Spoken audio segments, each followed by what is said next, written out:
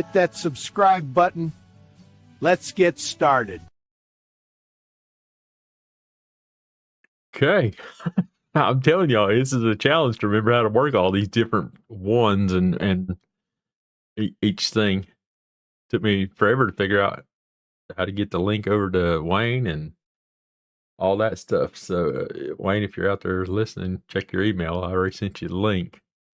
And then you have to tell your camera to stop working with the old thing so you can get the camera to turn on over here.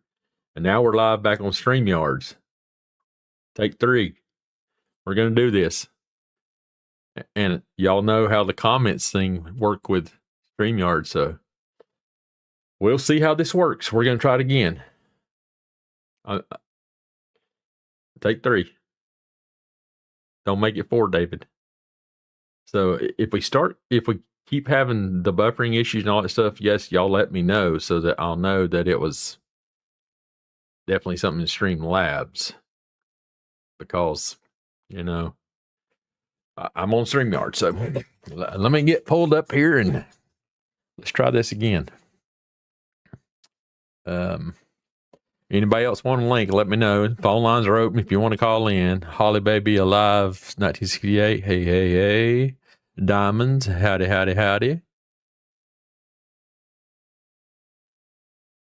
No, we just Carolina Carla. Thanks for being here. We've been having difficulties tonight. We start off on Streamlabs talk show studio blah blah blah, and we just started having problems with nobody. Well, David was. David Wayne was there, and I only sent the link to him, so it wasn't nothing like that because we had it under control. So strange things are happening, folks, but we'll get it figured out. Just consider this. I'm y'all's test dummy, and whenever y'all ready to do y'all's thing, y'all call me, and hell, you don't have to call me because now you're sitting here watching it, and now you know something's going on with a bunch of dumber stuff. So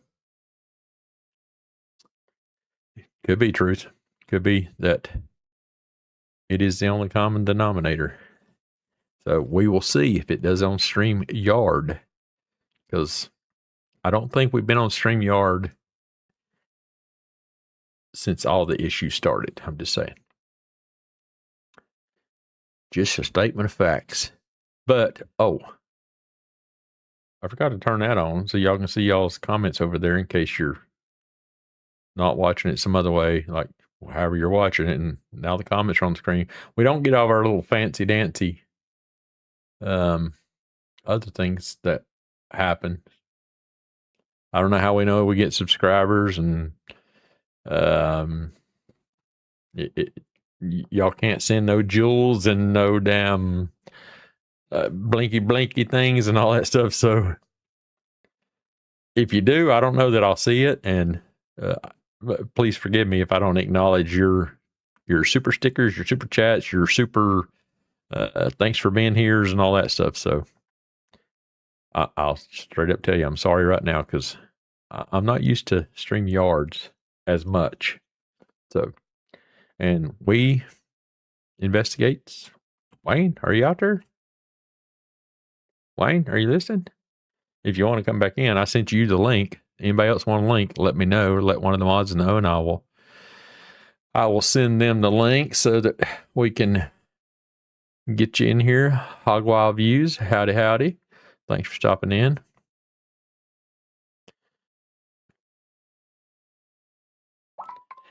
You missed last night's show, didn't you, Carla? I took care of all that situation last night. Just saying. What the hell is you scared for? Scared I wasn't coming back on or something? No, y'all know better than that shit.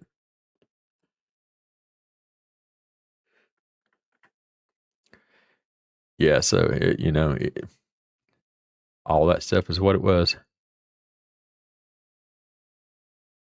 Gotta be at work at 9 a.m. on the 4th of July?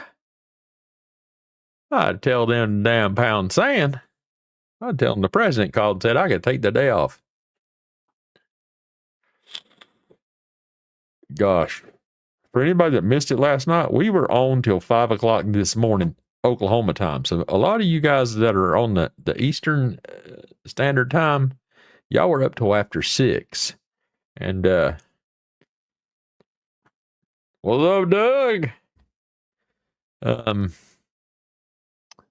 We just had a damn hooting good time. I mean, there was a couple of times that I was like laughing so damn hard I was crying almost.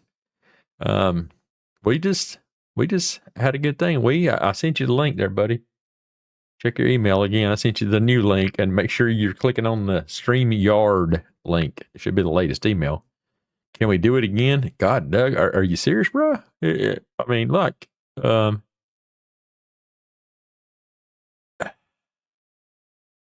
yeah, I think we all did pee our pants. Lights on in the teepees. So what, David? Yeah, I only got like 5 hours of sleep. I survived it, so I guess we're good on that. But yeah, it was quite interesting. I'd already said my wife was like, well, man, what time did you go to bed? Like 5 o'clock. She's like, oh, okay. But I still beat her up out of bed. So I'm just for record. And her friend, she met up with one of her girlfriends to give her back her remote for a garage today. And she was like, I ain't gonna say her friend's name, but her friend was like, I woke up at like 2 o'clock in the morning. I just happened to scroll through Facebook and Kevin was doing a live stream at 2 o'clock in the morning. She's like, oh, hell, he didn't come to bed at 5. Hey, I got a notification right there. I don't know if y'all can see it, but there's a notification that popped up right above my head right there. And guess what it was? That Wayne was available. I don't need to hear my damn self, sir. I snuck you in there, huh? You did. Without warning. Yep. Oh, hey, give me a thumbs up if you're ready, Wayne. Okay, cool. I can see your damn camera because you got it on. So, yeah, I saw your avatar there. Hey, at least I got a picture up there. Yeah, that's... Did you put it up there specifically, or did it just do it this time because you don't have your camera on type thing? I've added this picture before using this particular stream, so yeah. Most of the other ones, yeah, that all the ones I've seen you on, we've been using StreamYards, just like all the stuff with Shibby and Ted and all that stuff. That's what you were using yesterday was StreamYard. Right. Yeah, so. And I had my Richard and Alette picture up there. Yeah. That's what it reminds me of now. I can't understand. I got to change that. Did it give you the option to add it to? Remember? Yeah. I have to make something on Rock. That was easy this time. It's just continue as Wayne, and I hit the button, and bam, I was right in. Yeah, I didn't turn on any of the authentication or any of that stuff, but I was wondering if what Shibby was telling us, if it allowed you, if you wanted to stream to your own stream type thing. I didn't know if you did that, and if you didn't, you should have turned it on so we could test out how that works, so that you could put this to your own YouTube channel also, since you're in there, even though you're not visible, you still your voice and contacts. You know what I mean? Right. So, we'll do that next time if you don't mind, when we got a few more hours sleep under our belts. Yeah, probably. Probably couldn't even good see idea it tonight. Yeah, I don't know what all these buttons are over here. Anybody else want to come on too? Let me know, and I'll. Yeah, somebody jump up here. Link. It's we need some entertainment. We did a lot of entertaining last night. So how many we have on the stream at one time? 6. We were having a damn good time. I'm telling y'all. Ladybug, she can come on up here. David. We were gonna get Katie on, and as soon as we said that, Katie's like, "Oh shit, I got to go. Peace out, y'all. Got to make hot dogs." Christina. Has anybody checked on or heard from Mary? Is she okay? We do need to check on Mary. Yeah. Last we know, Mary was laying on the bed Eating having a pizza. hyena laugh. she was like sucking wind. She was crying. Yeah. She's really cool, huh? But boy, you can Yeah, really we're hear back, it when she's Christina. laughing. It comes through these earphones nice. Nice and clear. Yeah, we were rolling though. Yeah. Let me Mary's probably drop. sleeping it off. Yeah, she probably is sleeping it off. Get back. Let me drop them Photos. the link so they can. So I had to make sure I didn't have this showing on my screen over here. Today I will send it to. Let's see who's in here. There's a couple mods, so I'll send it to one of y'all, you mods, and then y'all send it to your friend, other mods. Do not post this in the damn comments anywhere, mods, please. Just so that we're clear. Just to make sure that we just don't leave the stream link out there. I just happen to be on Truth's thing right here. So Truth, I'm going to drop the link to you if you'll share it to the other mods, please, for me, just to help me out there. Hey, wasn't it you that got knocked somebody off yesterday, or was that Shibby? It was Shibby, I do believe, and then he started getting a lot of people with vulgar names trying to join in. Yeah. Yeah. That was Ash. That's the guy from Britain. He's actually over there on he's a good dude. Pretty Little Clues show right now. He's actually up on camera and everything over there talking right now. But yeah, that's who the first guy was, and that's what I was trying to tell Shibby is, hey, I think I know that guy, or at least I've seen him anyway. Let's put it that way. Yeah, I mean, I've been on somebody's show and he was there type deal.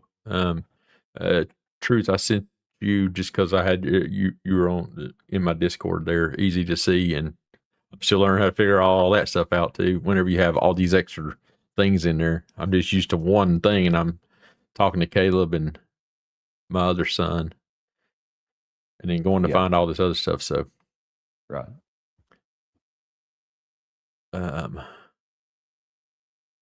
They're all. This is the one that I like. Whatever we're talking on this one right here is the one I like. It seems to be clear. It shows up really nice on the TV screen and stuff. Okay. Yeah, because I don't have it on. I'm not watching on YouTube type thing. I don't hardly ever turn it on and watch what the YouTube stream is showing. I just use the software here, and that's what I look at. I can see me and I can see you over there, and that's all I keep on. So yeah, I'm you need to make sure laptop or desktop or anything, which I have that, but I'm just talking to you through the phone, and that's kind of small. So I just put it up on the big screen. I don't really pay attention to what me and you got going on because it has the 15-second delay, but I can see the live chat in real time up on the big screen real good. So. Oh, okay. Well, why I do that. The live chat should still be 15-second delay to you on the big screen. But at least it gives you a chance to say something, and then you got 15 seconds to look up there. When I type in, it goes right up on the screen for some reason. That's something I was thinking about earlier. Is like, how is the live stream popping right up on the TV, but everything else is 15-second delay? Strange. It is strange. It is strange. And it's like this is how you figure it out, learn it. People coordinate with what I put in the chat too. They say, oh, hey, they comment right back to what I say. And I know I just typed it. Like, that much I know for sure. Like, hey, I know I just typed that and it popped up on the screen. So anyway, yeah, it is what it is. Somebody here from Aussie land? Good day, Mark. Hi. Hello, I'm Aussie land. Oh, hello, Carla? Yeah, she was on with me the other night. Were you on with me whenever she was on? No, you weren't on with when it was just me and 5 ladies. And I'm telling you, that was a fun ass night too. We were damn rip snorting, and you know, I think that was the first night Ginger was on with us, and then, we were just having a good old time on there. I don't see the other Michelle. I see Michelle Tayro.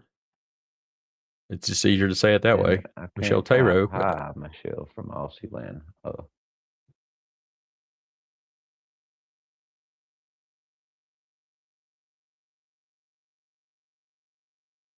All the Carolina girls and Ladybugs was with you. Yeah. Carolina, Carla, and Ladybugs, and Ginger. Ginger called in that night, which, I mean, that's what she's done. She's called in. Right. In which I'll never forget that name. I say, is Ginger in here tonight?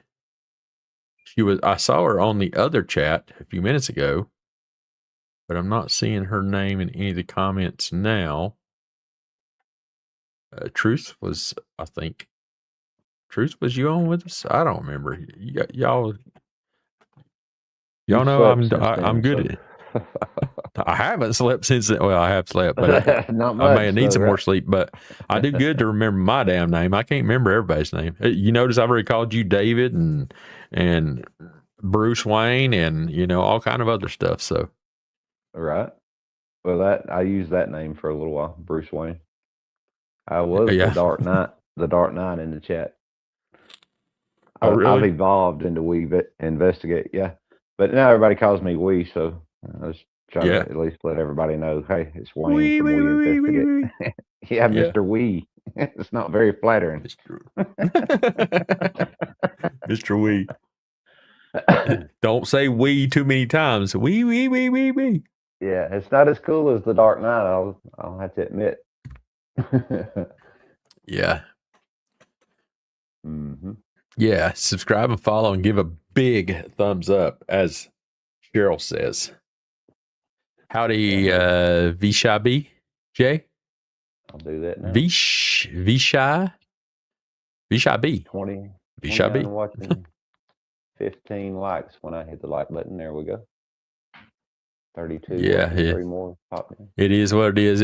Hell, last night, I don't remember how we had like 40 or 50, and then Alex came on. We jumped up over 100 or something like that, and then, you know, right, other stuff. So it is what it is.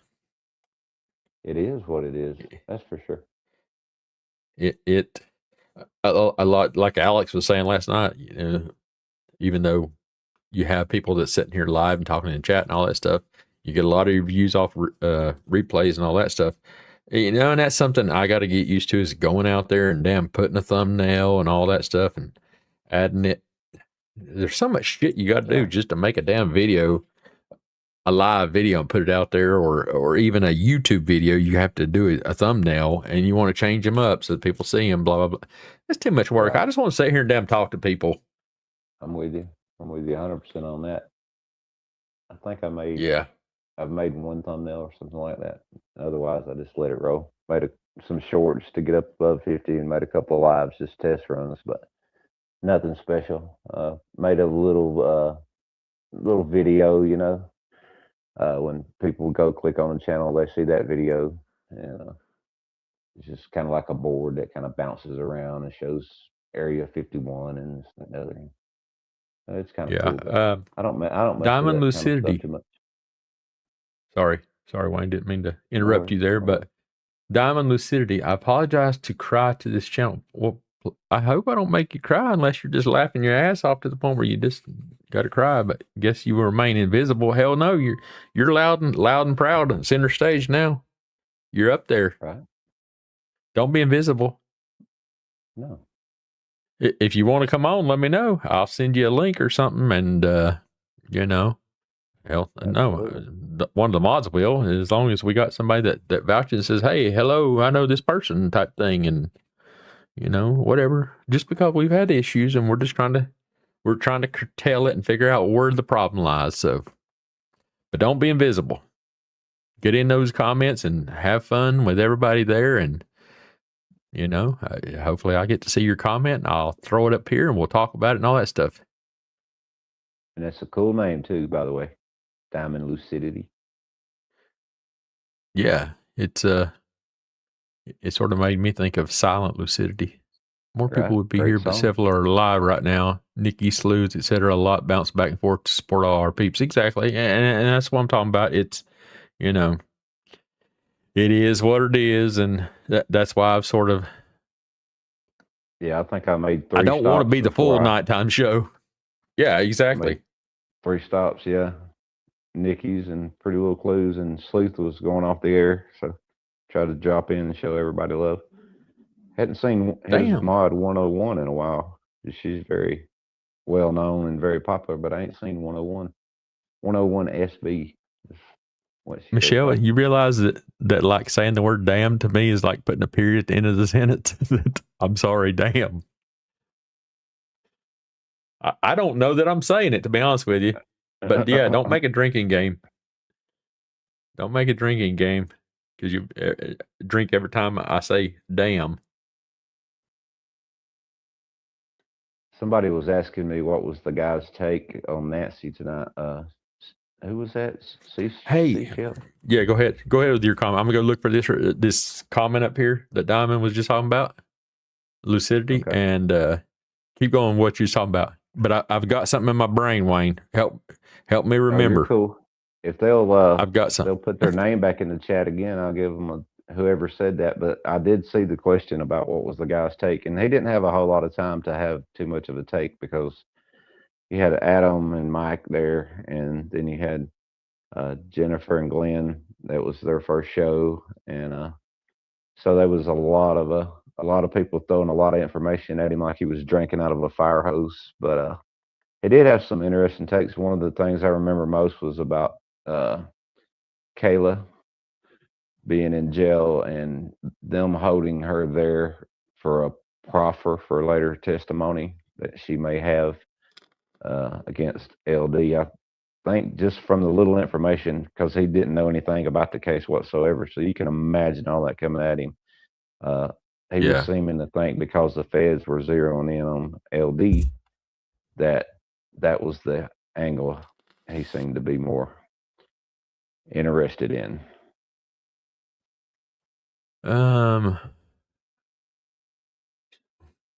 Interesting. Yeah. And he's just like a sure enough, former detective, like top of the line type guy. Yeah. Yeah, really intelligent. I mean, the way he was able to just take in all that information, I don't see how his head didn't explode or something. There's no way you can explain this particular case to somebody in a 2 or 3 hour live stream and them be able to follow along with this, because sometimes they were all over the place with stuff, and you had people chiming in the chat. Alex was in the chat too, and he was throwing out his new theory. So you had some of the old mixed in with some of the new, and there's a lot going on. Katie, I don't see your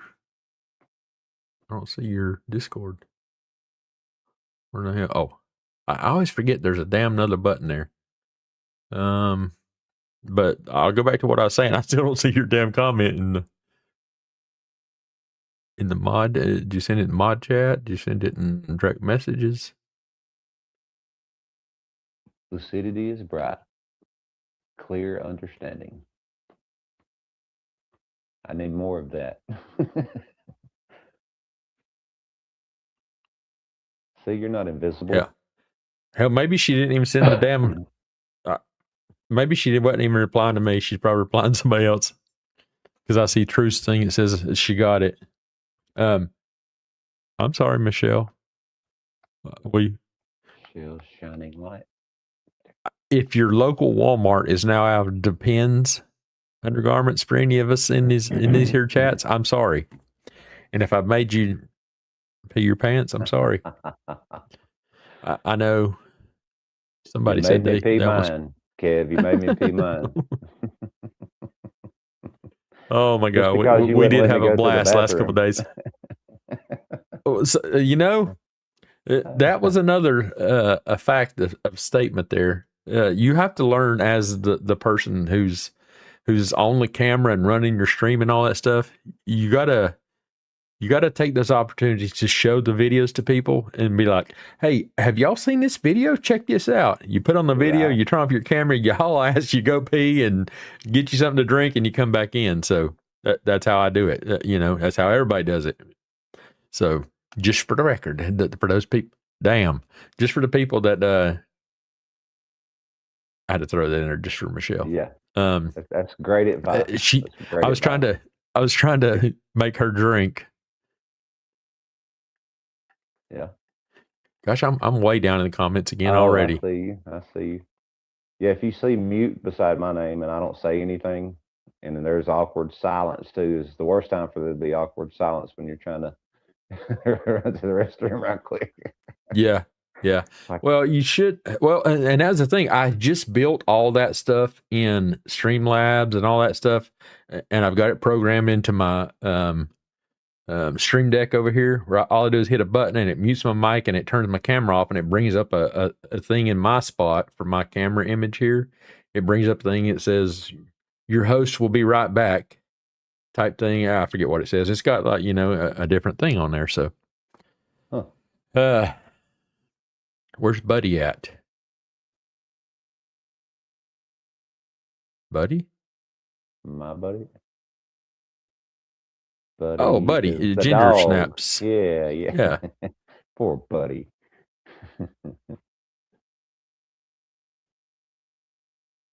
Yeah. Sometimes there's conversations that you get into and it didn't include me. So, right. Micah. Good to see you, Micah.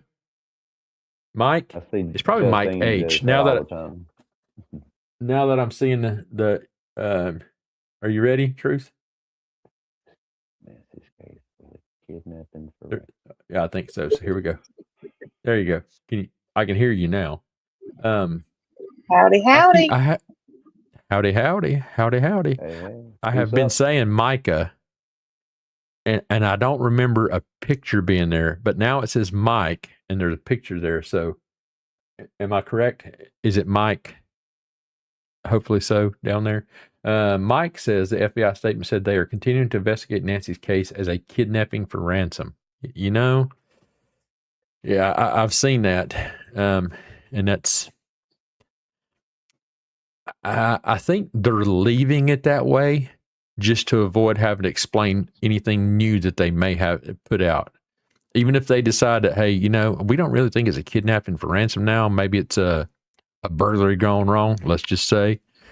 If they put that out, then they're going to have a shit ton of explaining to do in the fact of, well, when did it become a burglary gone wrong when it's always been a kidnapping for ransom? You know what I mean? So that's just my thought on that. That's why they haven't changed it. In the background, they're sure doing what they need to do, but as long as they don't put no new statement out, they ain't got to explain shit. We're all just sitting here going, well, damn, they're still working a kidnapping, for ransom. So just my idea on that. Yeah, they're going to have a hard time prosecuting this case, too, when they do make an arrest. Look, before I forget my thought, okay, y'all listening? Damn. We know that she had, and I've seen multiple things on X, and I got to thinking about something. And the only reason I got to thinking about it is because I have an Apple Watch also, right? Everybody see my Apple Watch on my arm? Y'all can see it reflecting the screen right there in the chat. Yep. I got to thinking about this, and I'm like, I think the question needs to be asked, was she wearing, and this is a question to the family. Now, with me putting this out there, obviously, I'm not the person to investigate. Now, I'm not the person who's, blah, blah, blah on it. Maybe Chris McDonough maybe he hears this and he can answer this for us based on his knowledge and information. But I know with my Apple Watch here, if I fall down, and I've had it happen a couple of times where I didn't fall, but I took let's say I was standing on the tailgate of a truck or something like that, and I jumped down to the ground, and my watch went into immediate alert mode. It detected a fall, and it comes up on your screen. And all the new Apple Watches, this is built in. What the hell? That's a cool feature, though. Yeah, I know. Mine would have went off a few days ago when I missed the bottom step on a ladder. Busted mine. Sorry, I was good. Oh, you're good. Something's popped up on my screen, and I clicked on it, and I'm like, well, I hope not everybody's seeing this. It was not me. That it's, it was me. No.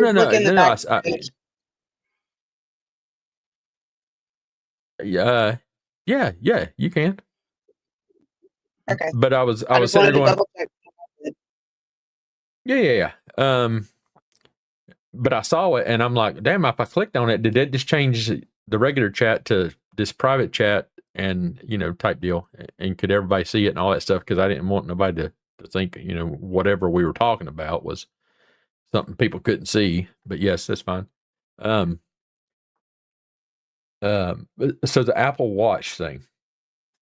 I know mine is the Ultra 2 watch, Apple Watch.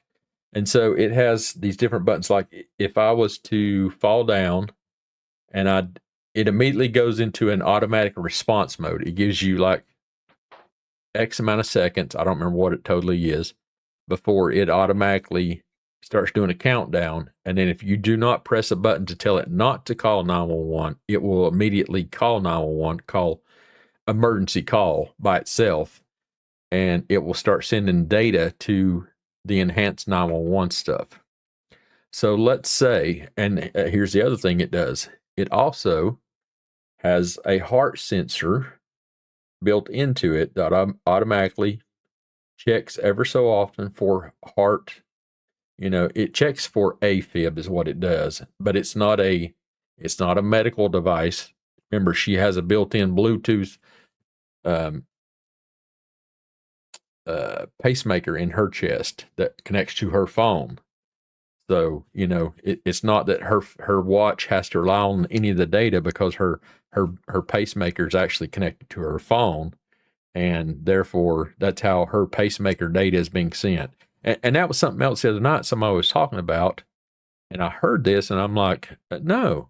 Somebody said that, and I'm sort of throwing in a multiple bunch of things here, but stop and listen. So if you have a notebook and you need to write this down as something to really research yourself, prove me wrong. Hell, I don't care. But at least I'm going to put the thought in your head. Somebody was somewhere, something I was watching, someone stated that the Bluetooth for her pacemaker connected to her phone, but the data would not have been updated until she went home and connected to her Wi-Fi via her phone. And that is incorrect. Her phone has data on it. It's a continuous thing. It's a continuous thing. And again, I'm not so steadfast on what someone was saying about the fact that her phone only records the an event that occurs, a triggering event, I'm sure it's receiving the signal for everything, but it only, because they want to know sort of, was it a ramp up? You know what I'm saying? So if your heart's beating at 70 beats a minute, or 40 whenever you're sleeping, you get down in the 40s or something like that, and it gets low. It's got a threshold there that automatically sends the information that you're getting a low heart rhythm. But like if you're in a normal range between, I'm just going to say, now granted she's elder and I'm sure her range is a little different, but let's say you're in a range between 50 and 80, which would be a normal range, but you're down at the very middle of that range. Is there a ramp up until you get to the point where now you're in the alert range of, let's say, 100 to 125 beats per minute? So the data is going to show the doctors there was a ramp up over a slow pace, and they can tell if it was like you were exercising. Was it, you know what I mean, a walking event where your pace just slowly picked up to the point where you got to the point where you alerted, or was it just a quick onset of a heart attack type thing where the heart goes into VFib or anything like that? To the sudden, it was a normal pace, and then bam, it hits you, and you have a rhythm misalignment, and therefore that's when your pacemaker fires and all that stuff type thing. So I'm pretty sure the pacemakers, again, I'm not a cardiologist, I'm not a pacemaker specialist, I'm not any of those specialists, but I'm just thinking in my mind that I would think that it sends the data of the whole time. It's just like my Apple Watch, you know. Yeah, the whole entire time it's going to be communicating. So it does. Yeah. And I had actually read something too that says that, like, they look at previous things to know when someone's doing something, say riding in a car, kind of like you were explaining, walking, exercising, right. things like that. They can tell. They can see what your norms by are the way their pacemaker is doing. So there was a really interesting video out in the beginning of the case. It was one of those AI things that was kind of weird, but it had some good information about the pacemaker details, and it was explaining all that. Like, they could have seen if she was medicated to be not deceased but not coherent. They'd be able to see that too with their pacemaker feed. Right. Well, and that's so one of the things that I keep seeing a lot is she didn't make it home. I'm not so sure she made it home. I don't think Nancy made it home. I'm going to tell you right now, the only way with all the information that they have, if she didn't make it home, her pacemaker and her watch made it home. So well, and that's the thing. That's a morbid thought. If she didn't make it home, they had to basically remove her pacemaker and take her phone and her watch all to the house and put it there, because they have the information of where the pacemaker was and when it disconnected from her watch.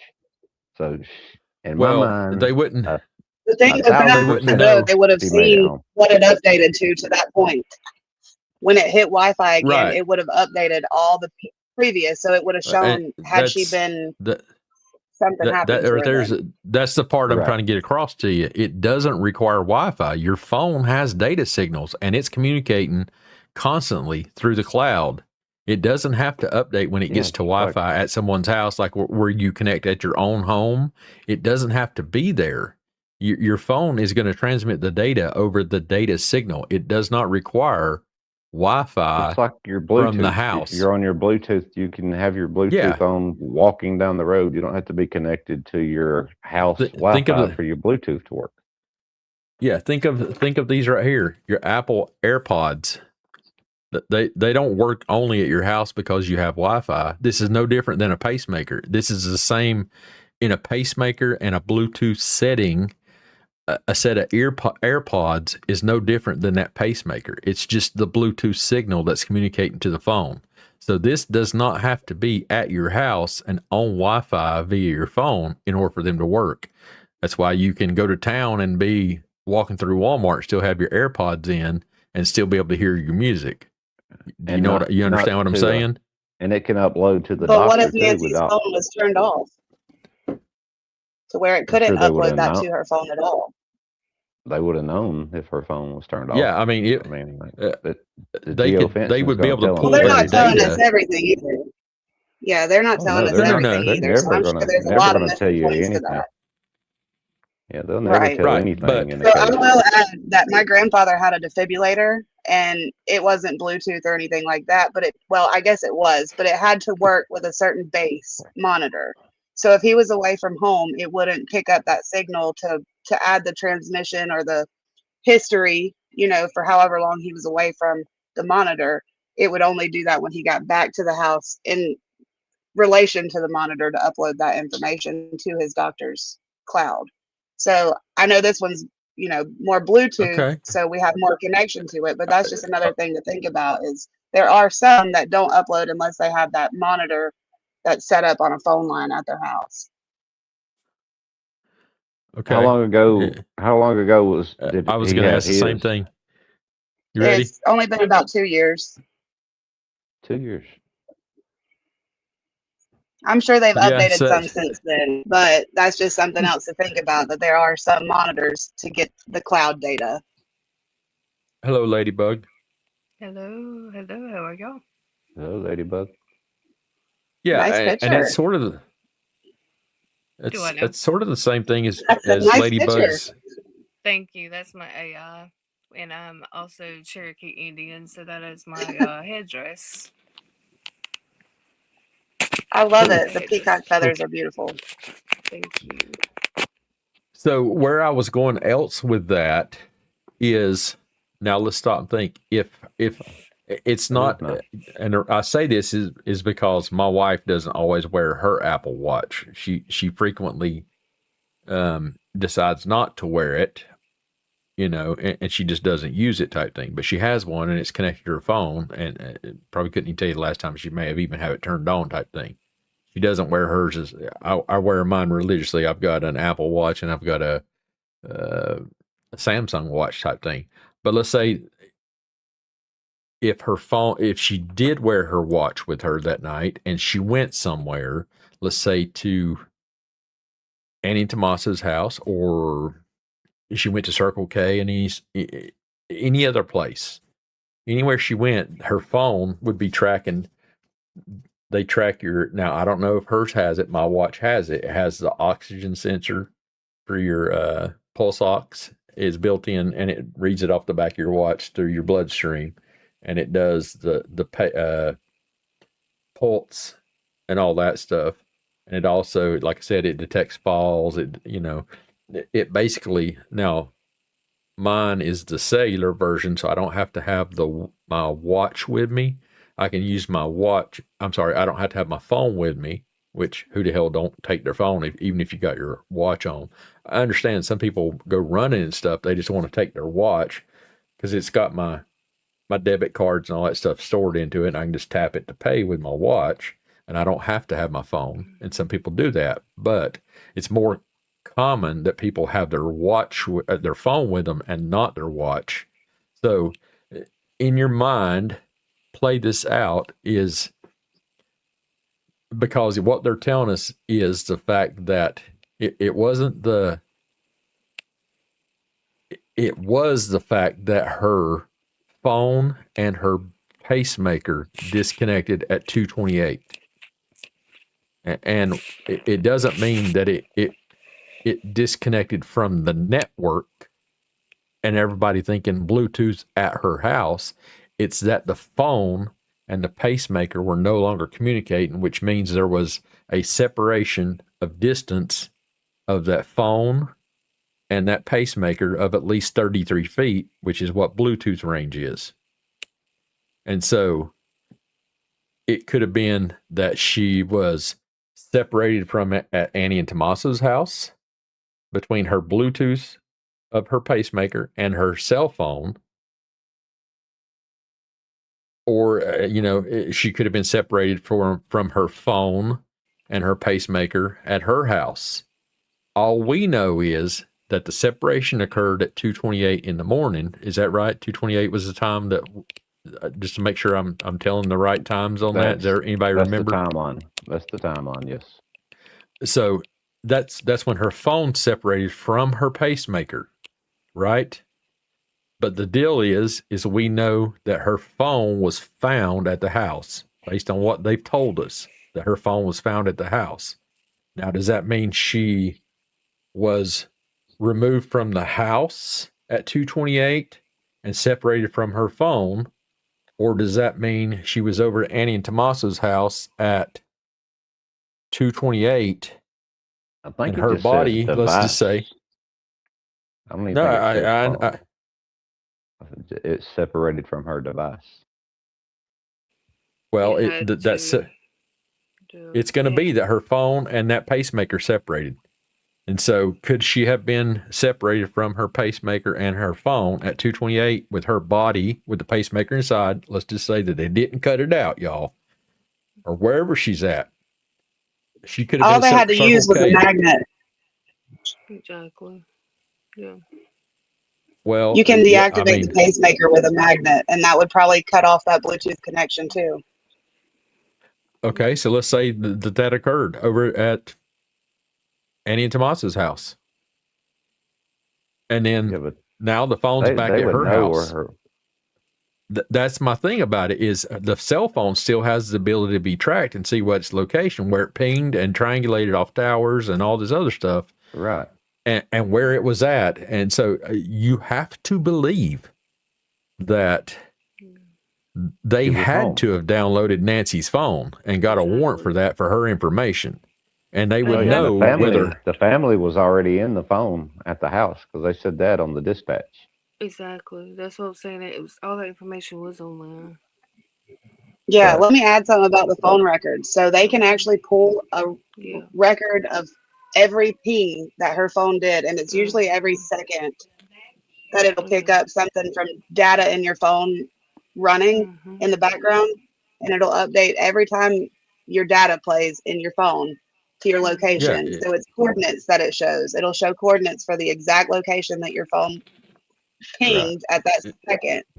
But you can literally do like a timeline, a track, tracking where they went. So if there was no disruptions in the service of the phone, it being turned off and whatnot, then they would have all that with coordinates to know exactly where she was at what time, down to the second.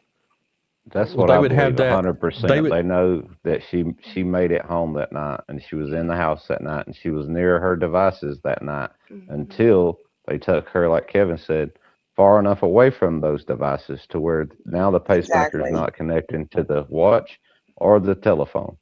I mean, they know that she made it home, y'all. I mean, I promise you, they know she made it to the house that night. It's just like somebody that's a criminal and they get in trouble and they got to go back and, like, with the telephone thing with Kalila or whatever, and people that just do crimes on the internet, they got to take their internet away from them, but yet they can still break into it, find out who done what, where the calls went, where everything went. I mean, it's the same way on the watch and other devices. They have to have a way of finding it. Breaking codes and getting into it. So, they know. To me, there's only one morbid way that she didn't make it home. Like that name. It's a very morbid thought. Is they removed it and took her watch, her phone, and her pacemaker to the house and dropped it off. But okay, now stop and think about that. If they removed it, that damn pacemaker is going to be talking crazy shit. That I just got disconnected. You know what I mean? If they were to have been removed it from her body thing, if any of that stuff would have occurred, and again, they would have had to remove the phone far enough away from the pacemaker for it not to be able to record that kind of activity, but it registers the separation, so it can't pick up the signal and transmit it. And then it could have been removed type thing. If we were to say that was to occur. They've got to have this information. They've got to have that. Yeah. They are so cool with us. They've got to have that. I don't see how, of all things, that we haven't put that one to bed, that she didn't make it home. That theory seems like it had been put to bed a long time ago. There's just no way they don't know that she made it to her house. And like you said, Kevin, even with that morbid thought of, okay, they could have got the pacemaker, the watch, and the phone there. The pacemaker would have went crazy if they, unalived her and I mean, that's did the surgery, so to speak. I mean, sick altogether, to be honest. But again, I mean,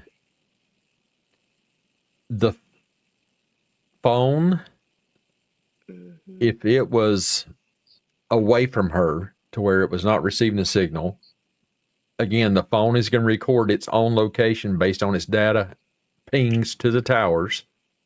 It's going to ping. It's going to know whether the pacemaker was connected to it, and if anything that occurred before a specific location has occurred, the phone is going to record that information. And that's what I'm talking about with the watch, because the watch is, if she had her watch on, which, I don't know that she wore hers fluent enough for it to be able to have all that data. She may be, it could have been the kind. It could have been she could have been aware that only wore it, like, let's say when she went over to her friend's house or to the store or something like that type thing. I don't know how often she wore hers. I wear mine all the time type thing.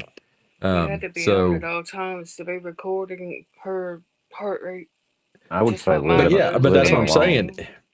If she had her watch on, I bet she wore it all the time. Yeah, except for when if she had all that on, there's gonna be blood, pulse ox records in her health. I mean, because that's the reason people get these damn watches, is to record all this data and have that data.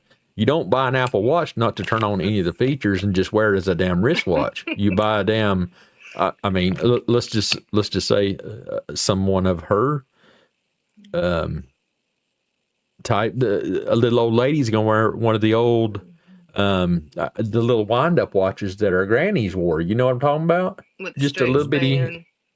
Yeah, you know what I mean. But she had an Apple Watch on. Yeah. So just like Doug said, in every picture she's got her watch on.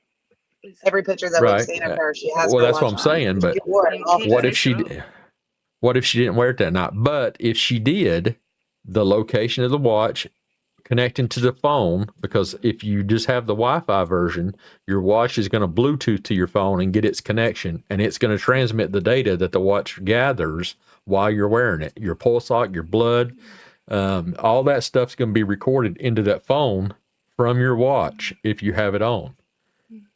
Or if you have it with you, it's going to record location, it's going to record all that stuff. So that's another device that is recording data of location, where it's happening, what time, where, you know what I mean? So they should definitely know if she was at their house, and they can corroborate their stories based on her phone data, whether it be from the phone, the watch, or the pacemaker for activity from the pacemaker. Normal activities, spiked activities, elevated activities, you know, in the paces of the heart. So, you know, all that data is going to be very important to gather and be able to use. But my thought on that was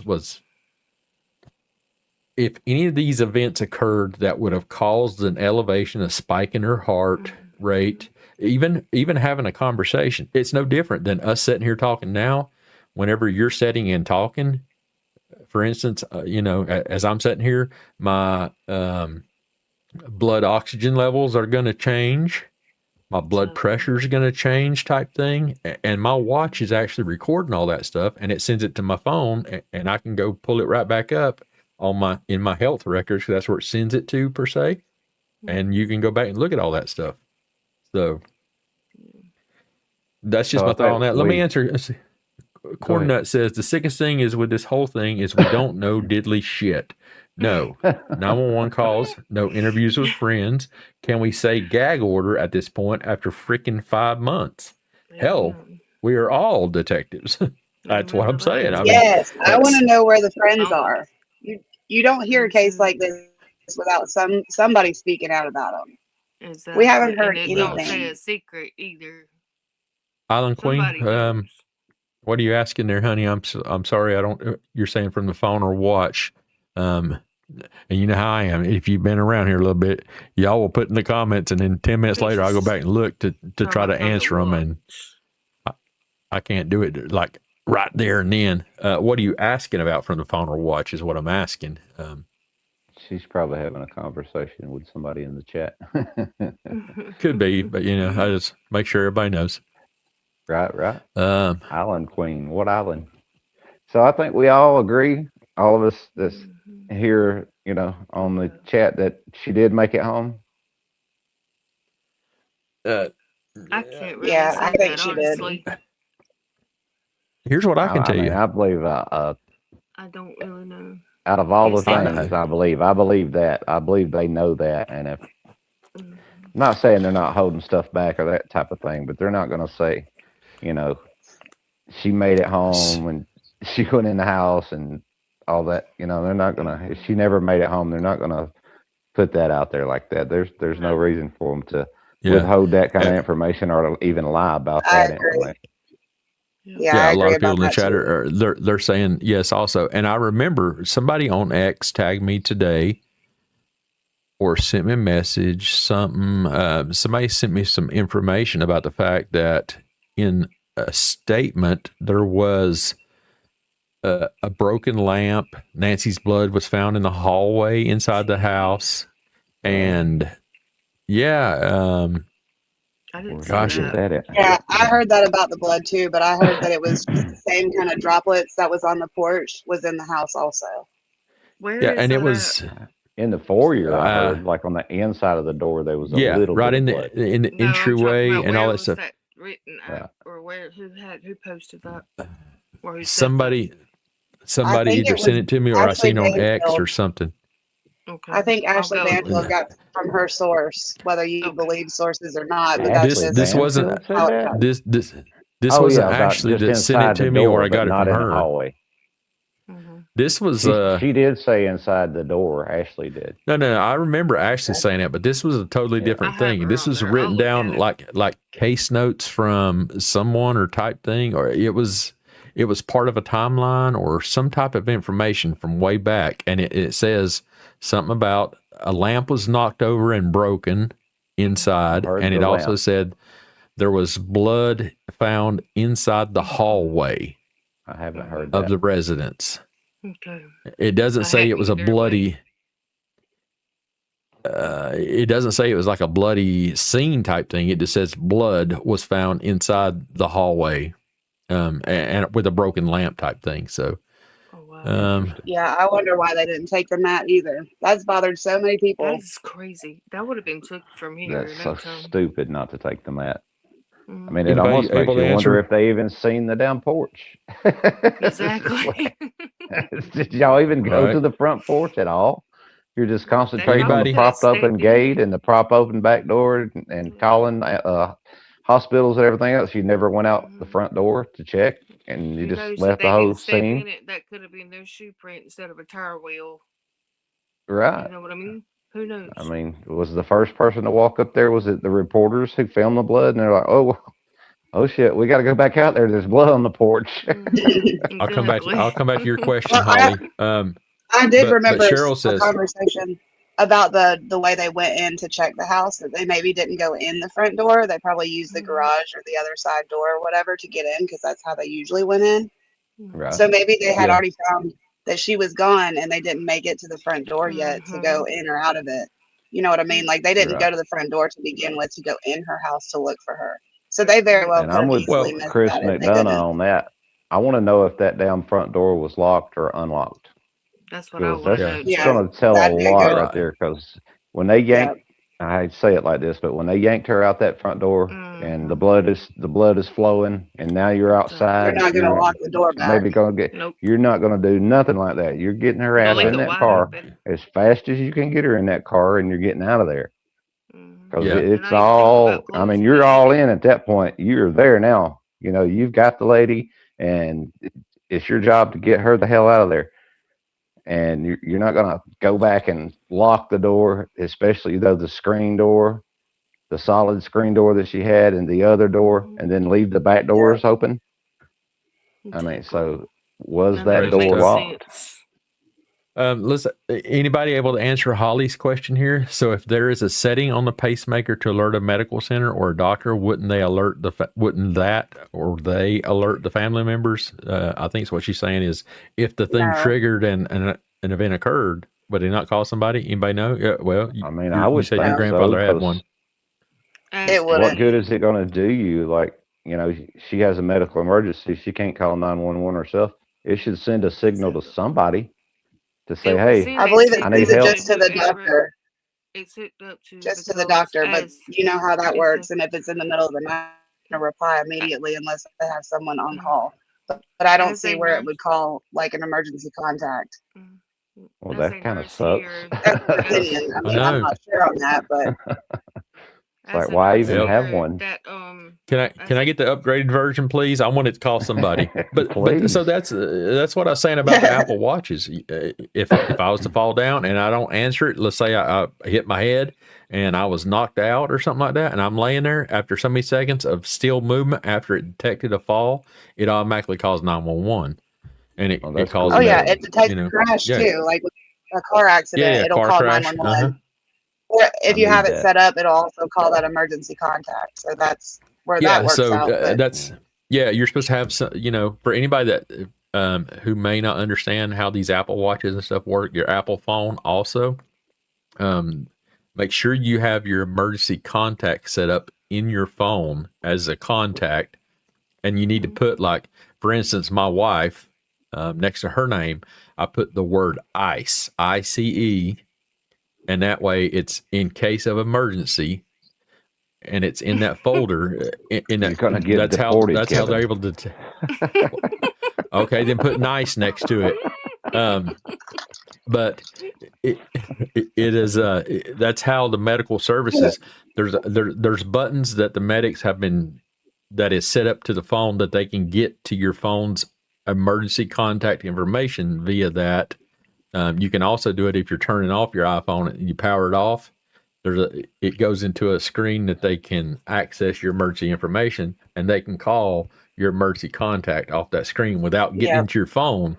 It brings up that emergency contact information. So for anybody out there that has an iPhone, I don't know if Android does it, but make sure you have your stuff set up in your iPhone so that your emergency contact is listed, and you make sure you select that person as your emergency contact in your phone records, so that it automatically pops up for paramedics. If you're in a car wreck or something like that, they can still access it and call for you. Holly has the information that I was actually going to say word for word, but she Googled it, and that's it right there. It will not ping. Hold on, we got to go back up to Christina member first, though.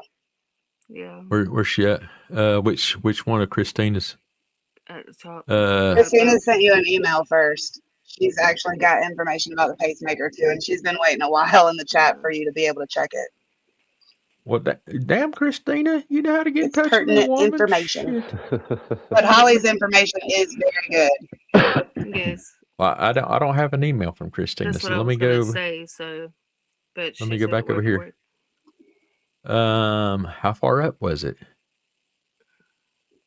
I found Christina's it's question been up about a while. So. Something about the little flower smooshed and left on as blood. She's in the blood. Though, so. She did. Hold on. There's another email coming. Hold on. Let me see here. She says, Cap, read my email to peeps. A pacemaker will not transmit any data, doctor, if there is no connection to a bedside monitor or Wi-Fi, any Wi-Fi. Therefore, if she was taken far away from a bedside monitor or Wi-Fi, there is no reporting of pacemaker occurrences. Mm-hmm. The bedside devices for the older models, Wi-Fi is the newer. Since we know it transmitted it to her Apple Watch, we can say for certain she had a newer model pacemaker. Mm-hmm. Okay, I'm going to copy and paste this into a thing to pull it out of there so I don't show Christina's information off the email. Because, I know there's a bunch of guys out there that would probably email her and just want to chat. So, come on, man. Well, I mean, I know. Hey, I'm just saying, information can be bought. That's true. There's some crazy people Azure, almost certain she had an Azure pacemaker. So yeah, I like to go step by step. Like, we can say that she made it home for sure. Okay. Mm-hmm. Then the theories were being bounced around tonight on an earlier show that I was watching. Like, okay, now we're there to the house. Now we got to do the stupid garage door and the 2-minute thing. And there's divided theories on, was that enough time for the door to go up and to get the 84-year-old woman out of the car and get inside and the door to close? Okay, see you later, mom-in-law. Is that 2 minutes enough time for her to get in the house? Is that sufficient? I don't know why it's just not letting me. I personally think it is. I think she had enough time to get in with that. I don't believe she was with her mobility as issues bad and everything off as they kind of made this seem. I mean, the ladies had to walk her to the mailbox on Friday night. They had to assist her to the mailbox on Friday night when they come over to play cards with her. They had to walk her down there, holding her hand in her arm. Just Let me for her see to if get I to the can mailbox and back. bring this on the screen I now. haven't heard that before. Yes, I heard it from the interview room. Okay, let's see. And Karen actually talked to that's one the of the first time I had heard that, so that's new to me. Yeah, that's new to me. I hadn't heard that. It's not letting me share this to the screen. Enough, but sorry, Kev. Just because we got 4 people on here, it's sort of taking up the whole screen. It's not going to let me share it and show y'all so y'all can read along with me, but I'm going to read what it says. So it says... I can jump out if need be. No, it's no big deal. It says, if you have a pacemaker, it can still transmit data to your physician even without internet access, but the method depends on your device type and monitoring setup. One is bedside monitoring, older systems. Many older pacemakers use a small bedside monitor about the size of a clock radio that sits on your nightstand. The pacemaker sends short-range radio signals to this monitor, which then forwards the encrypted data to your clinic's server using a cellular connection, a phone landline, or your home Wi-Fi. If you have no internet... that's how my grandfather's was that I was explaining. If you have no internet, you can still transmit data if the bedside monitor is connected to a working phone line or cellular network. So that's one way, type 1. Type 2 is Bluetooth-enabled devices, which is the newer systems. It says modern pacemakers with Bluetooth Low Energy, which is BLE, if you've never seen that word, can communicate directly with a smartphone or tablet app, i.e. Medtronic's MyCare Link Heart. The app pairs with the device, collects the data, and uploads it through your phone's internet connection. If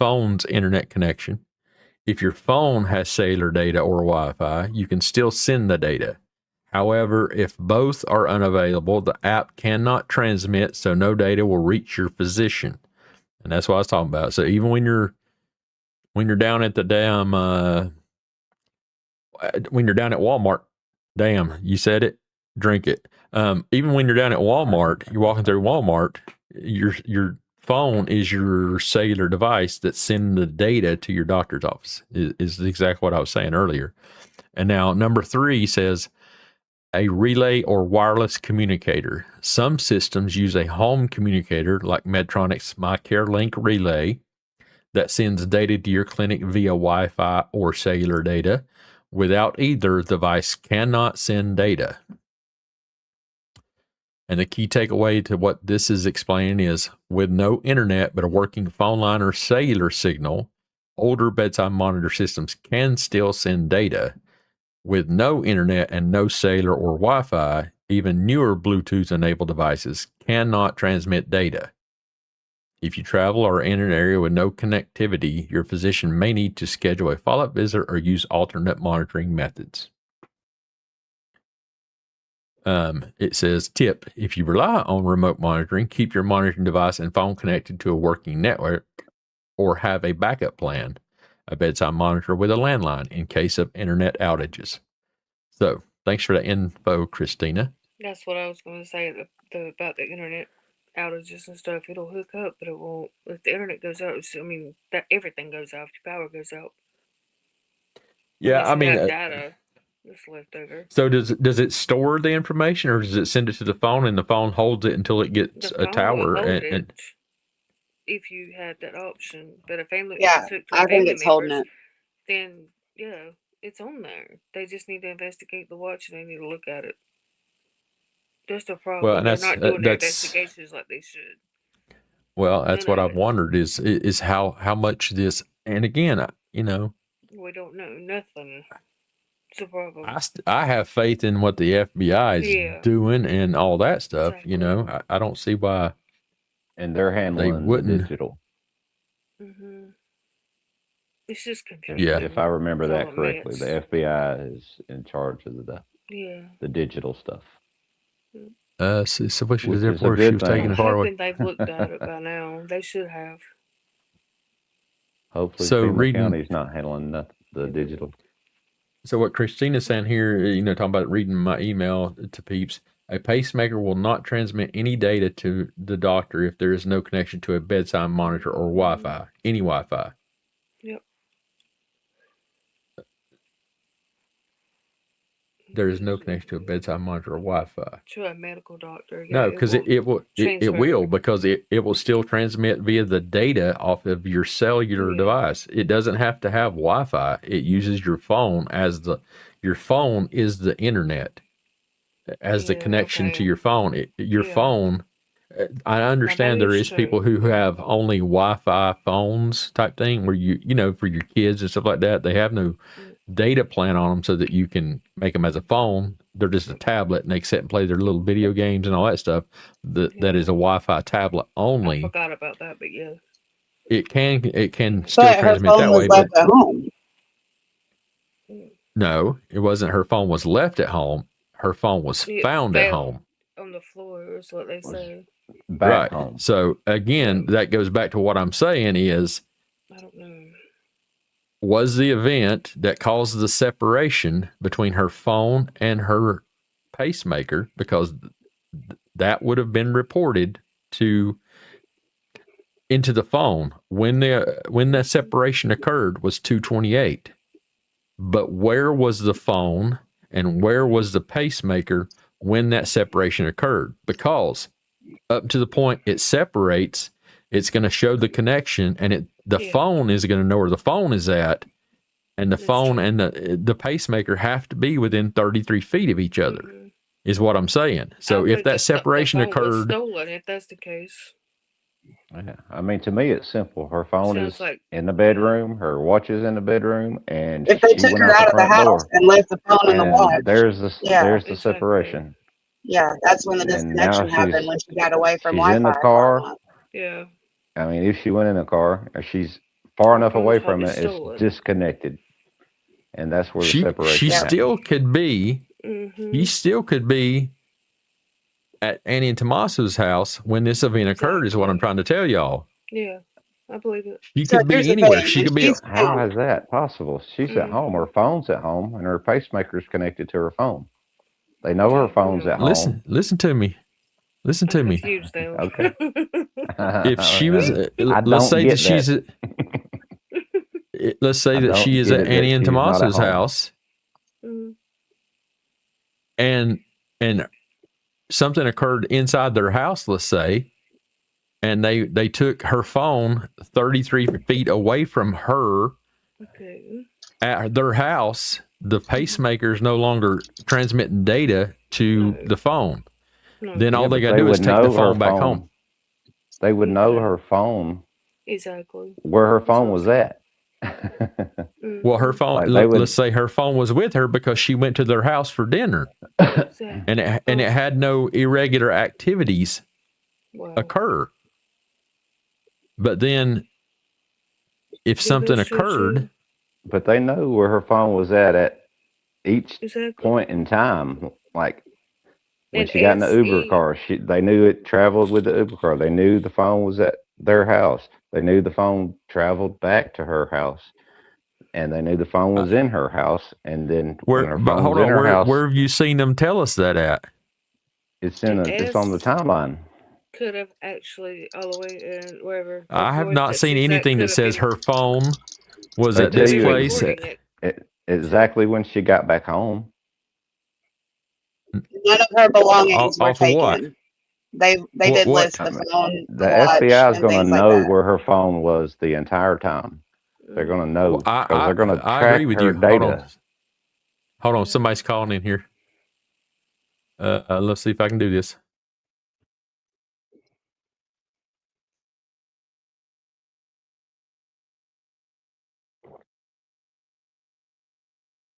Hello, you're on the phone with Captain Kevman and the rest of the panel. Can you? All right, how are you? Who's this? Jerry.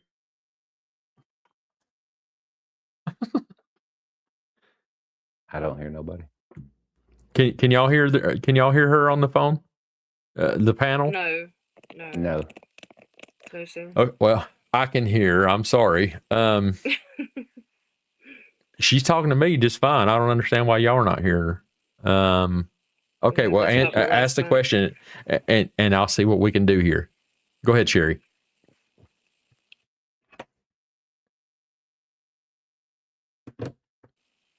Okay.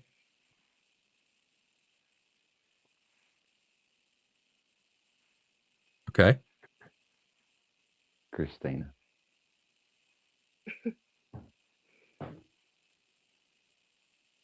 Okay, hold on. Okay. Now, hold on one second right there, and let me explain to everybody since they're not able to hear you. And so what? So Sherry is telling me, based on she was watching the Thornbird deal tonight. Wayne is what Thornbridge deal tonight, and they had a lady on who was was it the host?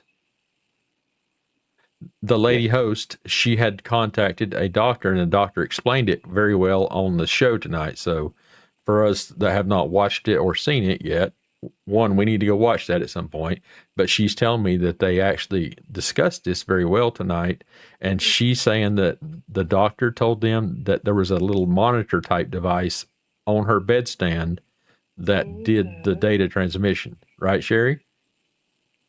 Yeah, that's what she's telling me. So she has while she was the at home. older model then that has a monitor that can monitor her and her I must watch. have missed that part of the show there.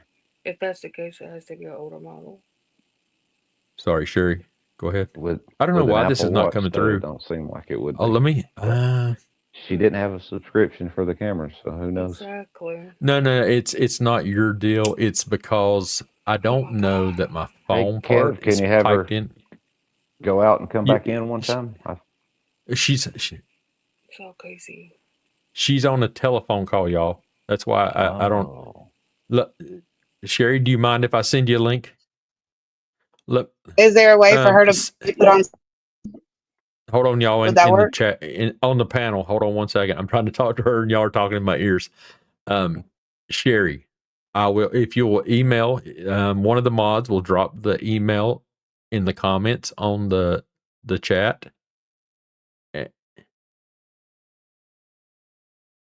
Oh, what are you watching me on? YouTube? You should be able to either one. I mean, I don't know why you're not seeing it. Okay, so let me just email Captain Kevman chatbot at gmail.com. I know people think whenever they see chatbot added at the end of my name there, they're like, what the hell am I emailing? But I set it up for another thing and that fell through. So I had to email. So I'm using it. So it's Captain, which is CAPT, Kevman, KEVMAN, chatbot, CHATBOT at gmail.com. And again, for the mods out there, they're going to put it in the chat. But I know you're telling me you can't see the chat. So just email me and I'll send you a link, and that way you can come on. You don't have to turn on your camera if you don't want to. And then you can explain all that stuff. Okay? Just email me and I'll get you a link over. Thank you. Thanks for calling. And I'm sorry it didn't work out this way, so I have to work on that. Thanks. Bye. Okay, y'all. Sorry. She's gonna email me and she's gonna come in and explain it. She has a very good explanation on some stuff. Again, from the Thornbridge show tonight. Thornbridge X or Thorn X. Yeah. Can you pin my comment and it'll show your email on the screen? That way, since she can't see the comments, she can at least see your screen. She said she can't see any of the chat, and she's watching on YouTube. So, anybody else that's wanting to email, anybody else that's wanting to email to come on with us and talk, chit chat or whatever, have a discussion, just send me an email and I'll send you the link. That way, I'm not posting it out there for anybody, to be able to come and spam us again. So, but yeah, it's interesting information she was sharing, and it seems like there's a lot of stuff. So for those of us who haven't went and watched that, I guess we need to. Yeah, I told her the CAPT. Sorry, Christine, I'm just seeing your message there. Y'all know that's why I got you mods. I got to have y'all's help because I can't just do all this by my damn self. I can't. Look, I only got 2 eyeballs. And one's watching over here to see what's going on. Over here's the chat. Over here's the mail, and up there's it's crazy, y'all. Yeah, it's a 20-person show here. It's almost like trying to solve a case in Pima County. I'm telling you, right? So yeah, unfortunately, I haven't got to see much of the chat. Is one of the mods? Can y'all try to pin? Are y'all not allowed to pin a comment? You should be able to as a mod. You should be able to pin or highlight a comment. No. If you go to somebody's comment, will it not let you highlight it? And it should put it on my screen.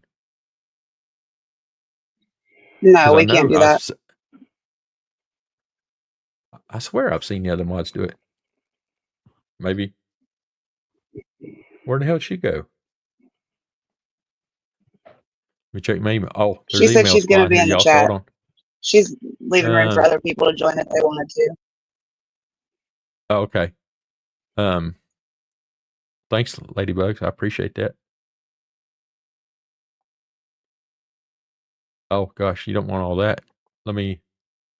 That was from my copy and paste of all the information that I just copied for the other thing.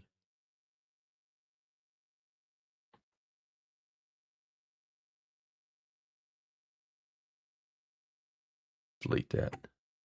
Let me go get the link for you, Sherry.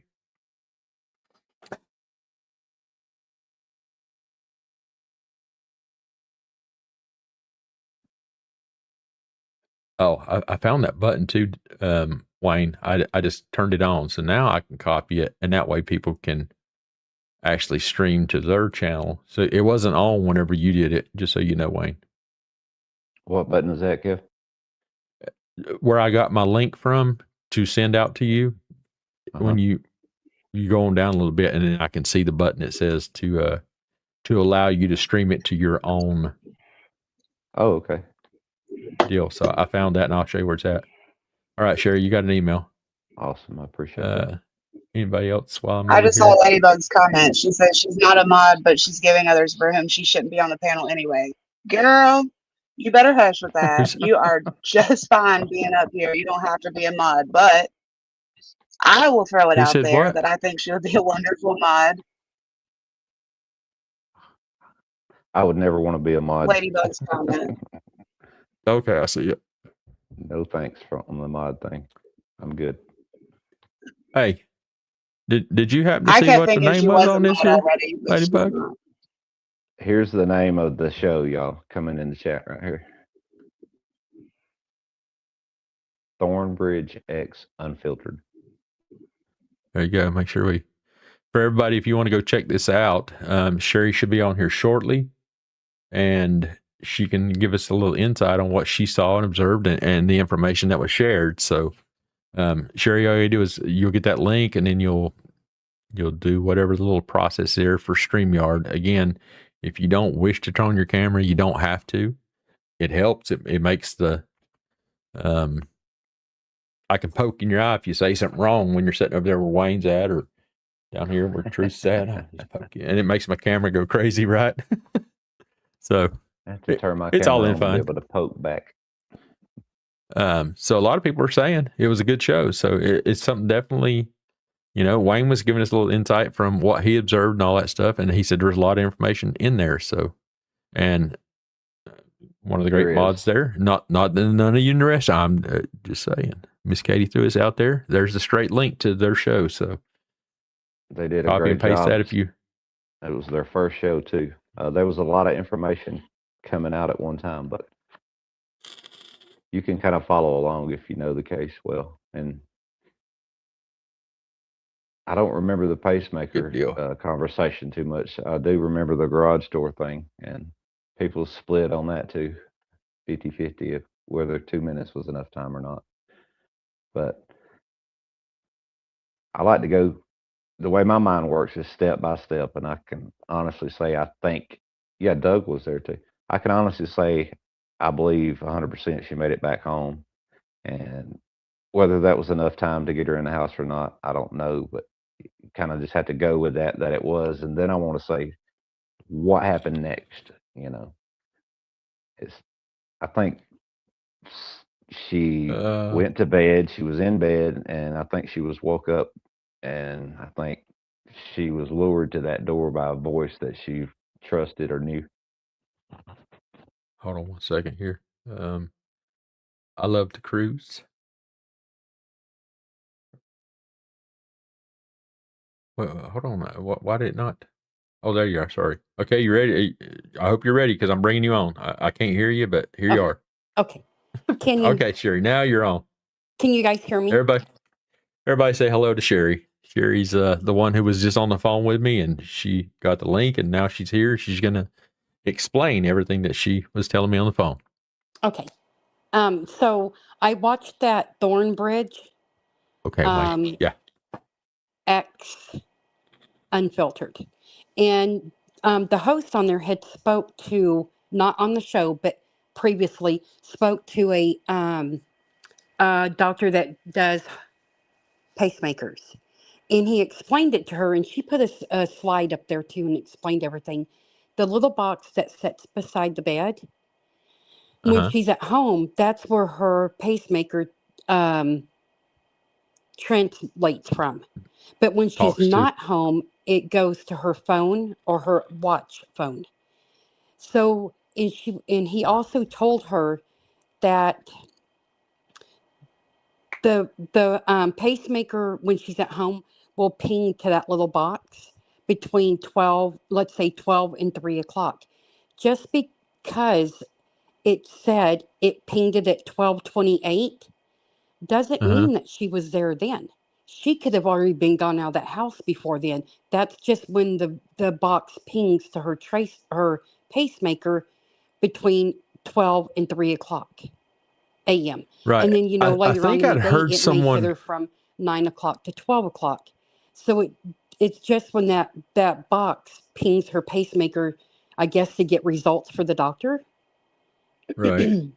So I think that is where this 2:28 in the morning. When it said disconnect, when the pacemaker disconnected, it didn't mean it disconnected from her. I can't hear you, Captain Kevman. Wonder why. Are you listening to Are you listening to the actual Streamyards broadcast, or have you got a phone? Or when we go out and come back in? That's fine. Yeah. I'd say I do have my mic on. Everybody else hears me, right? Truth, you hear me? Yeah, I hear you fine. I can hear her too. Oh, yeah, I can hear her Captain fine. Kevman hear me? Yeah. Yeah, he can hear you. Okay. You just can't hear him? No, I can't hear him. So I can Truth, hear you just tell fine. her. Yeah. Truth, just tell her to make sure out she's listening. No, just tell her to make sure she's listening to the Streamyard, that the link that she's in, and not listen to her TV.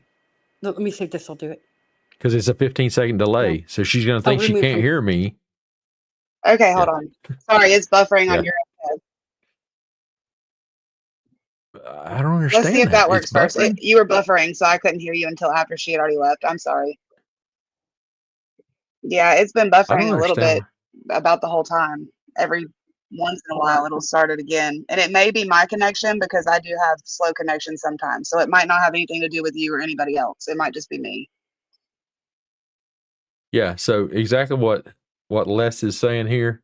You have to listen to me you have to listen to me through the StreamYard link to talk to me live, to answer questions back and forth, just like me and you, Truth, are doing. Well, I think, Truth, you still here? Yeah, if she still can't hear you when she comes back in, I'll make sure to let her know that. Oh, she's back. Hold on one second. Backstage. Yeah, I got you. Can you hear me? Okay, it says you're in the show. Everyone can see and hear you. Yeah, you're back. Yep, I can hear you now. Okay.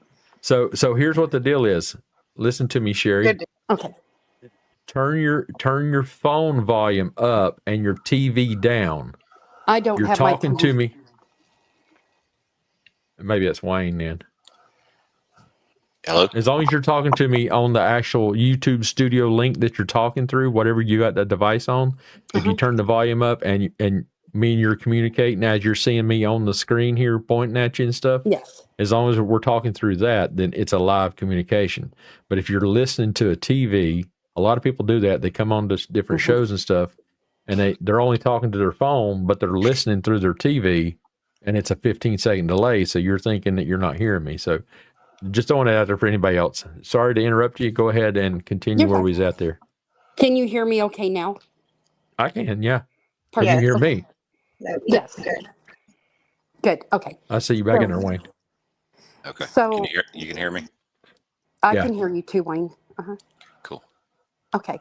So they were basically saying that her doctor may have set the pacemaker up where from 12 to 3 o'clock it pings her pacemaker, and it puts the information into the doctor's office.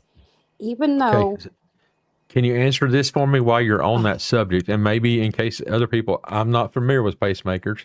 Okay. When you're saying ping, is it so? Let's say a 6-hour window, a 3-hour window that it stored the data on her pacemaker, and then it sends that burst of the whole 3 hours of data when it does its ping, or is it just the information? Is it just checking? Do I still have a connection? That's what I was trying to explain to you earlier. It dumps it all at one time when you regain that connection. Yes. Okay. So She's hopefully correct. that answers in case anybody else is asking. Yeah. So within that 3-hour window, whatever it translated, it pings back to that little box, or transmits back to the box, I guess I should say. And it sends it to the doctor's office. Well, if it hit her, the translation hit her pacemaker to get information at 2:28, and she wasn't at home, and then it said disconnect. But what time did she really leave the house? They don't know that because it disconnected at 2:28. Don't mean she left that house at 2:28. She could have left that house at 1 o'clock, 1:15, 1:20. Yeah, So, sometime between the last ping and the new request for a ping. Correct. Mm-hmm. Yeah. Okay, I understand that. But yeah, if you go back and watch their show tonight, they're really good. I know, I can't think of her name. She was really excited. So she talked a lot, but she was just excited that they were finally doing their first show. She was very excited. Patriot Pride was on there, but yeah, she was excited. But she did get some good information from that pacemaker doctor. That's good to hear. I mean, so a lot of us have to go back and watch it. I mean, especially, like I said, I don't know nothing about pacemakers, but my interpretation and understanding was that with modern pacemakers, again, we don't know how old Nancy's was or is type deal, whether, I fully suspected, just like, we've talked about in today's modern technology, with the AirPods, with hearing aids, they connect directly to your phone via Bluetooth connection. And some people had been saying that there is pacemakers that are Bluetooth, type devices. And that's how it connects to your phone to transmit the data. It doesn't have to have that module thing that the older style would have used type thing. But wouldn't it been even, well, I guess I can see where because pacemakers last for 10, 15 years, 20 years, I guess. I don't know until the battery type deal. But wouldn't it have established, if there is a Bluetooth connection on the phone to the pacemaker, if you're able to see live data and all that stuff via an app that connects, that means it has to be able to connect to the phone. How I understood that off of their show tonight was when she wasn't at home, like if she went on a trip or stayed the night at TNA's house, it's connected to her watch phone or her regular phone. That's how that it would still transmit information to the doctor's office, because that white box, the little box. Then that answers my question of they should have seen a live data transmit of when she wasn't connected to her monitor type deal. there still should have been, if there was any event that occurred out of the normal, it should have it should have that data in the data set waiting for the next transmit. Exactly. I just typed it in the chat. So when and if she's found, they can log all that data in backfeed.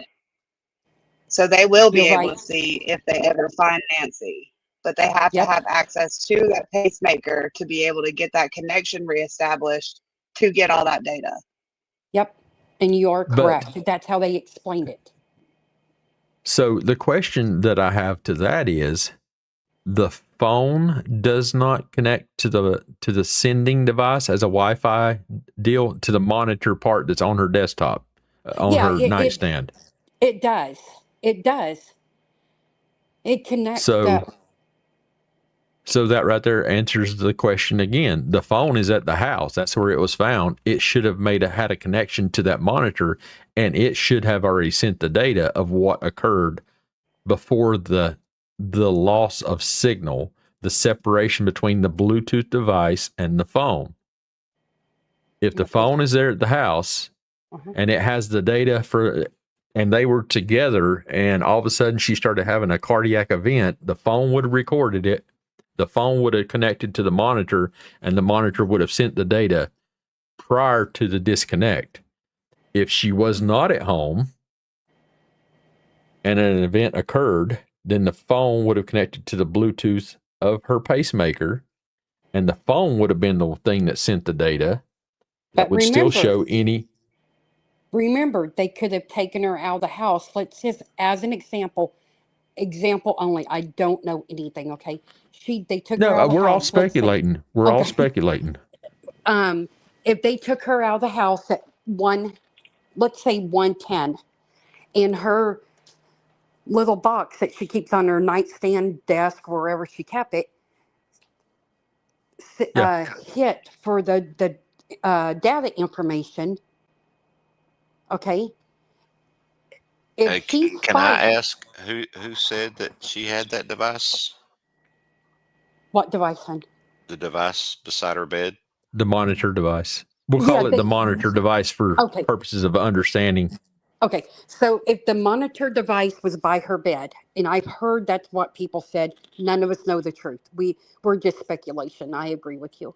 So if that monitor device is by her bed, and they came in there, as an example only, they came in there at 1:00 into her bed and frightened the daylights out of her, that would have spiked something, okay?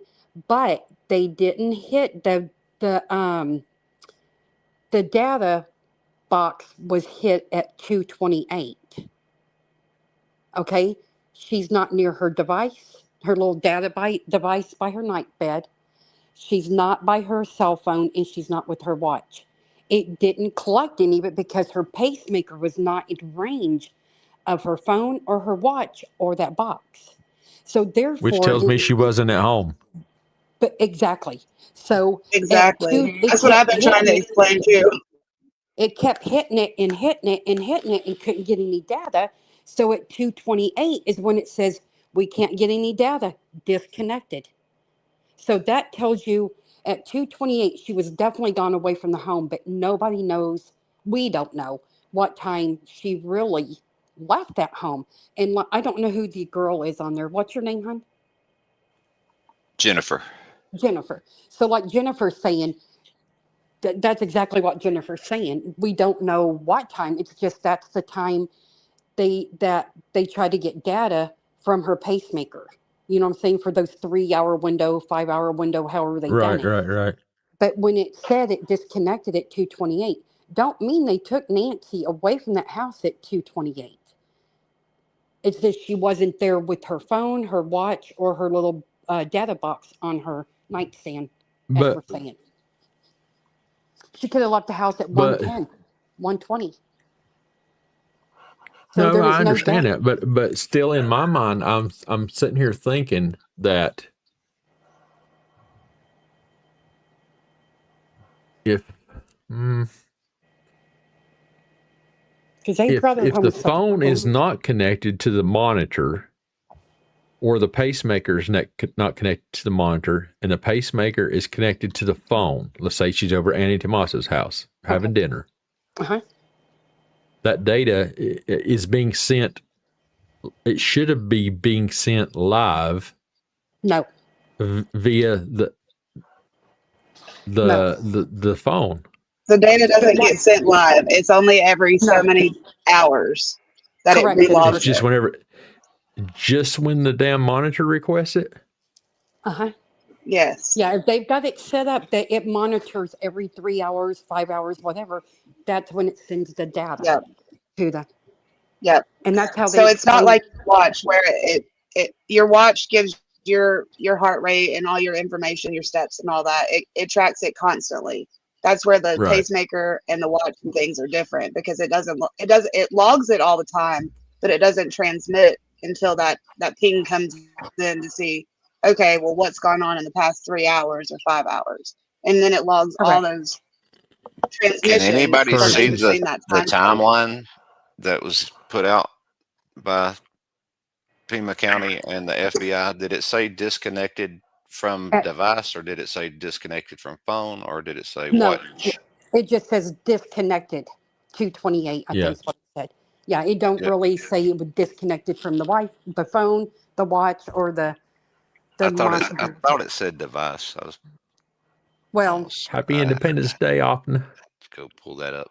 Yeah, I mean, and that's where all these things they know were happening in my mind because of it. Well, that's what I'm saying. I mean, the phone was located at the house. And so my thoughts were... Let me say it this way. They only collect data so many times a day. It's not a constant every minute of the day collected.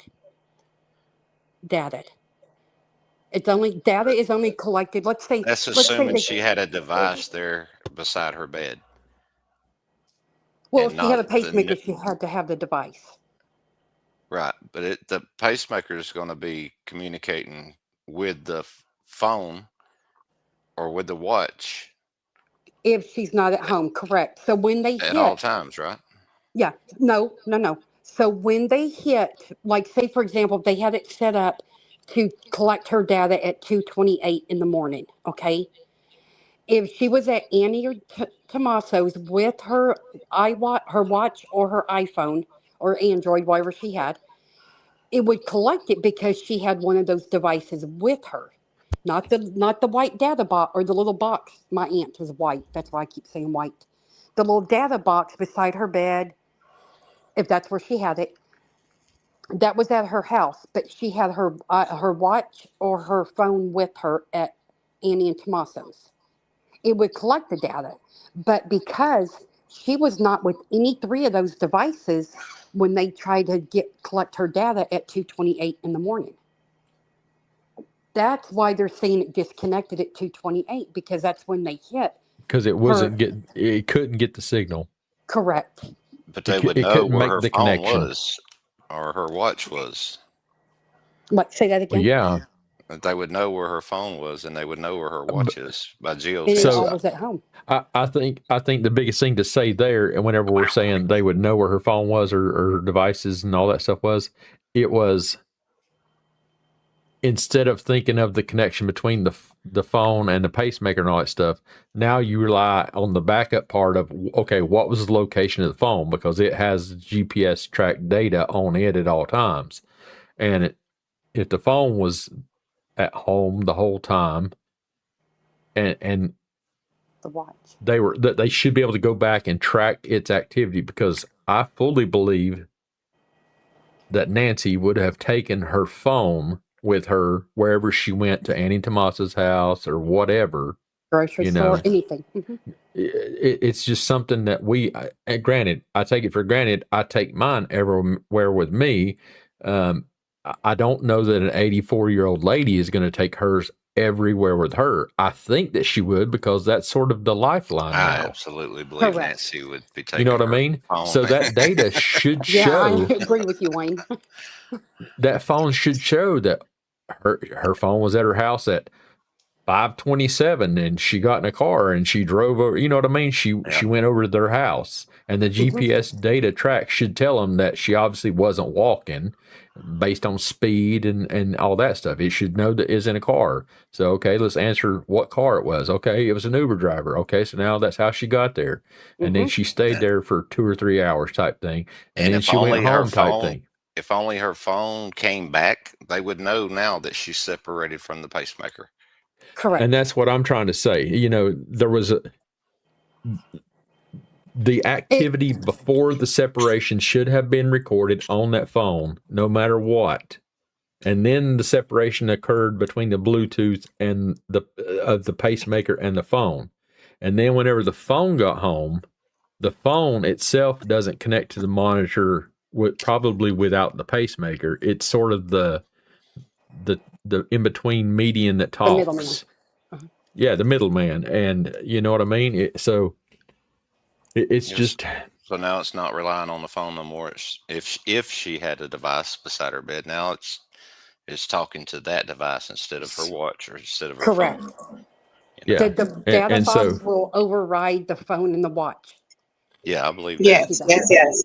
And I do believe that they can see what where the transmission came from. So say if it transmitted on her bedside monitor versus her phone or watch, they would be able to see that it was just that versus all of them. Correct. Yeah. Or vice versa, you know. So I would say it would be a stretch to say that she didn't make it home and that they didn't know that she made it home. I don't see how they could trick I'm pretty every one positive of they those know devices. that she made it home. Yeah, it would be. Well, if she's the one who took the phone or the watch back home, that's the question. But did she take it back there, or did somebody else put it in the house? If she didn't, she's here with her pacemaker and her phone is leaving now. So they're going to have a disconnect. Still see the last time of that transmission. Like I said, if it was just from the box and the phone wasn't there, they'll see that it was just from her monitor, her bedside monitor. And then you have, a 3-5 hour window. So like she was saying that it didn't log it until 2:38, but she could have left at 11 o'clock, 11:30, 12 o'clock, sometime in between the last transmission and when the 2:38 ping tried to happen, she left. But I still believe that the connection of your Bluetooth enabled devices that are allowed to connect to your phone, there should be a data set in that information somewhere, and I highly believe that there is a connection log. That the connection log can be pulled to know when my Apple Watch connects to my phone, when something else Bluetooth-wise connects to my phone in those logs. So in this instance, we're saying the pacemaker should be logged as a Bluetooth connection to that phone in the data set. So if we're saying there's a 3-hour window between the gap between the pacemaker and the phone, because we don't know when she left, because it didn't ping it until 2:28 and it said, oh shit, we're not connected. Then you go check the phone's log and see when the actual Bluetooth and of the pacemaker and the Bluetooth of the phone lost its connection, is what I've been trying to say this whole time. So but back to what Jennifer said. And they would know that. Back to what Jennifer said. She wasn't with the data box. She wasn't with the pacemaker, and she wasn't with the watch. So when it tried to hit her data at 2:28, it couldn't, because the pacemaker was not within 30 feet range of those 3 devices. So they're not collecting any of that time, let's say from 12 o'clock to 3 o'clock. 12 that's o'clock. just on the pacemaker.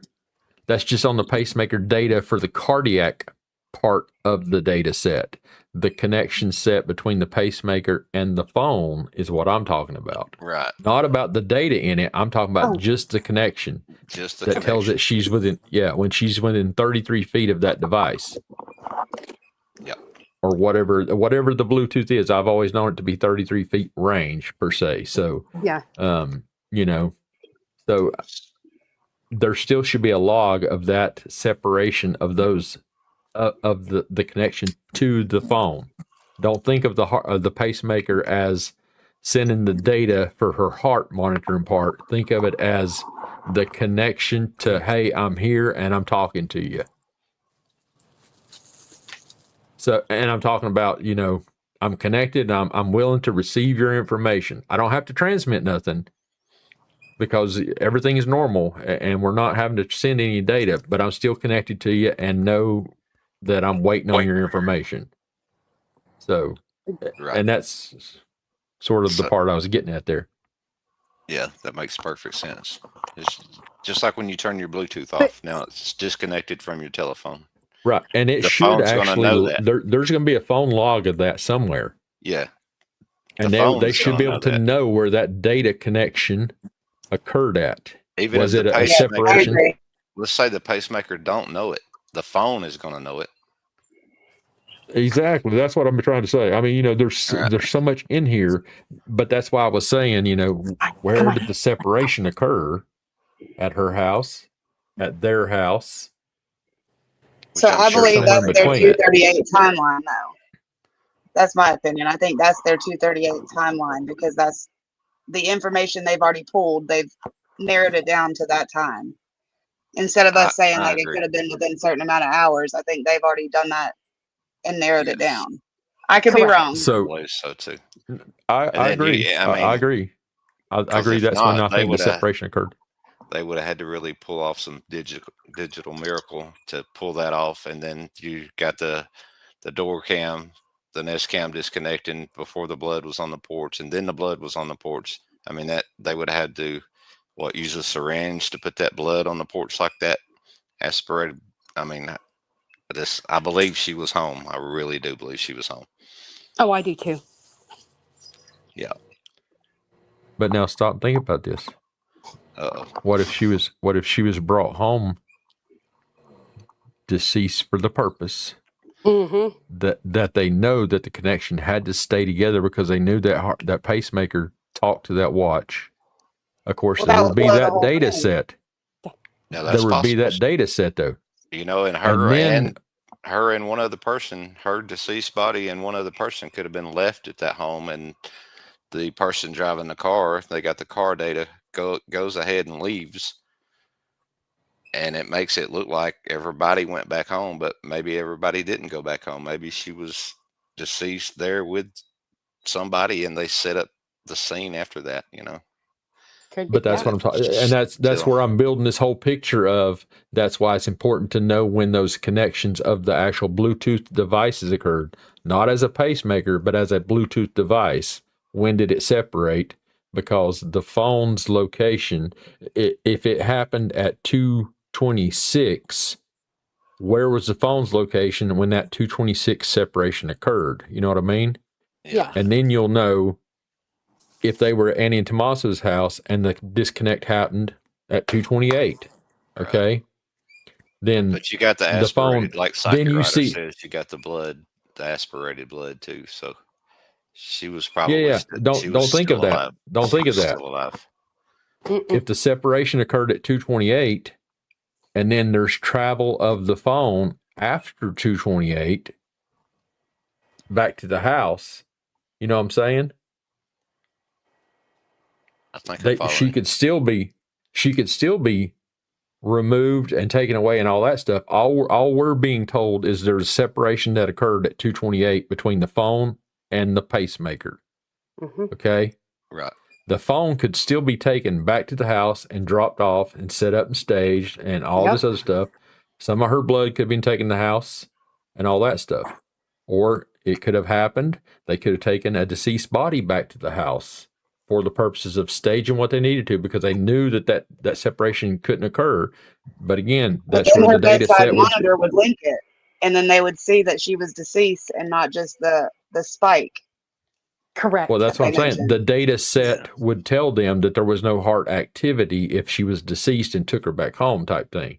So those are all the things in your mind you got to think about is, okay, it's not telling me this, you know, but that's why all these things that in your mind, you have to play out and play all these scenarios out of, if this is telling me this has to occur and the connection has to be still together, then she has to go with this back to the house, she has to be alive up to the point she gets to the house, or the heart monitored pacemaker that's still connected to the phone would be transmitting or have some stored data of a heart occurrence, and then the separation occurs at 2:28, and now we no longer get data after 2:28.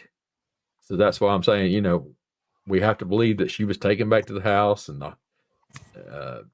then the occurrence occurred at 2:28. We got to build the timeline up before 2:28, you know, of she was still alive. So there's all kind of things that you just have to think about in your head, and just play these out and just sit and think about them. Of okay, she was obviously still alive up until 2:28, because if she's still connected to her phone and her pacemaker, the pacemaker would have transmitted data that says her heart was right. You know, not having it was, everything was normal up until then. Right. Correct. So I mean, So it's that just tells me things to think she about. made it home, and she was in the house, and in my opinion, she was somehow lured to that door, and opened the door to a voice that she knew or trusted, and that's when it took place. That's why, from what I heard, there's only a little bit of blood in the foyer. You see the rest of the blood right there on the porch, and then out to the car she went, and then whatever they did in the house after that, you know, propping open doors or this, that, and the other. For me, I mean, I don't think she got up. I think she was contacted while she was still in bed.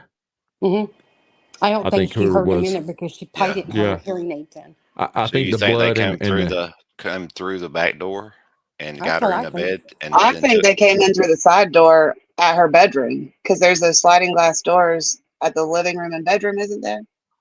Yeah. And I heard somebody say too, it made sense to me that they had a plan. Well, one thing is they like to leave the doors open like that in case law enforcement shows up. They need a quick escape, so they prop the doors open in case somebody comes up. They can get out of there real fast. But I also heard somebody else say that is a fact. They didn't know that she wasn't as mobile.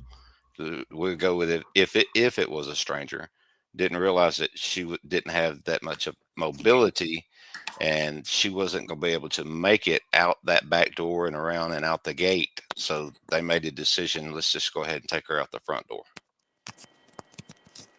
You know what? You're probably right. I mean, that could be too.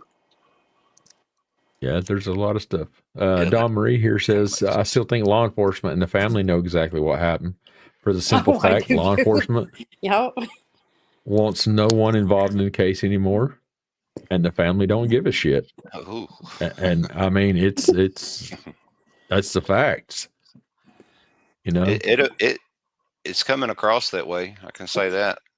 Can we talk about the liminal and all that they did at Annie and Tommaso's house, though? Because that's strange. If there's nothing more than dinner that was had, that shouldn't have occurred in their search. So investigation. So we think they just need the body and the additional proof to have a case, to get a conviction in court. Well, they you know don't have everything. They can do it without a body. They know everything else. They need to know. They need the proof now. And that's why they're not bothering. You don't have to have the body for a conviction. Exactly. Right. Yeah, I know that for sure. And I think the data set from the pacemaker should help assist in answering that. If she had a pacemaker, it's going to be recording everything to the point where there's normal activity. There's, the point where she was probably met at her bed and startled. And then, there's going to be a spike in activity there, whether it caused a heart attack or anything like that, or if she fought them all the way through the house while they drug her out type thing. There's going to be all that activity should be recorded on that pacemaker. So you're thinking stranger then, Kevin? Because they had to go all the way to the bed to get her and startle her, get her up out of the bed. I think it was a stranger. Well, it could have been a stranger who made the contact and all that stuff. Yes. It could have been someone unknown to her that made the contact to her. But I still think there's hired involvement. Mm-hmm. That's kind of what I mean, think. That's where I've been the whole time. I go down the rabbit holes and have different theories, but I think it was paid for. I think maybe somebody got pissed off that night. That's what I'm saying, and that's why I've been on. They went home and made a decision. Okay, we're going to go ahead and go. Probably already been talking about it, planning it, that kind of thing. And I think that it was planned to occur. Go for it. Go take her out. I think it was a plan set up before any of this actually occurred, or before she ever went to their house. I think it could have been a precursor to assist and allow it to happen by setting up the event type deal. You know, that sounds more likely to me. You know what I mean? All the players can come into play when we have a scheme of what's going to occur. We'll lure over to our house type thing. And again, for anybody out there who's still asking questions, I personally still believe that Annie and Tommaso are the last ones that have had contact with her. And I still feel that they are involved until somebody shows me something different, you know. And I don't believe that. I do not believe that they're the ones visible on any of the cameras or anything like that. And that's where we're talking about a hired or an assistant to them to help in this situation. But they were, in my mind, again, this is my own opinion, my own speculation based on what I know. Same with anybody who's here talking. Yes. In my mind, I feel that they allowed it to occur. They set it up. They provided the information needed for someone to get in there, to get her out of the house and make this event occur. And when we're talking about the ransom or the kidnapping for ransom and all that stuff, I can still see parts of that, even with Annie and Tommaso involved, for extortion purposes out of Savannah. Right. Yes. And that's just my own personal thoughts on, I think they would, because she's got the money. I feel like they would have extorted her to get the money. And all this stuff had to occur in order for the extortion of the money, the ransom and all that stuff, you know, to be paid. And somebody they know is going to be the person that they would have paid the extortion money to. Just makes the most sense to me. Yeah. Lisa Marie says, even if she knew the voice when she opened the inside door with a mask, she wasn't going to open the outside security door, which makes perfectly damn good sense. Mm-hmm. Most people who have those security doors, they're going to have those exterior screen metal steel doors. They're going to be locked just so you can't open the door and walk right into your house. That's the whole purpose of having the damn things. If you're not going to keep it locked, take that sucker off. I mean, hell, you're more likely to die in a house fire because that some bitch is locked and nobody can get in to rescue you. Right. You know what I mean? Yeah. So take that damn thing off the thing. If you're going to have it there, it's going to stay locked all the time. So I agree with Lisa Marie on the fact that, you know, even if she did open the front door and somebody was there, you could probably shoot through the thing. I'm sure a bullet would go through there, but I'm more willing to stand there behind that screen steel door and let you shoot at me than open the damn door and you shoot me or something like that. You know what I mean? So, so Hills of Appalachia has a comment about a video of a guy walking above Nancy's home at 2:19 a.m. That was just the other day, was it not? Wait, say that again? He's saying there's a video of a guy walking at Nancy's at 2:19 a.m. On the night that this happened? I'm not sure. I'm just reading comments and trying to figure out what he Why haven't we seen that yet? Because I'm still trying to find the car. And everybody says they see. If you know that information, you probably should contact the FBI because I haven't seen it. Not that they tell me everything, but there's a lot of damn people that do tell us a lot of stuff, and I haven't heard anything about a person walking across the driveway above her home at 2:19. Yeah, I haven't heard that either. I know that there was the speculation of the cars going by on the other person's camera at 2 something in the morning also, but that's all I've heard.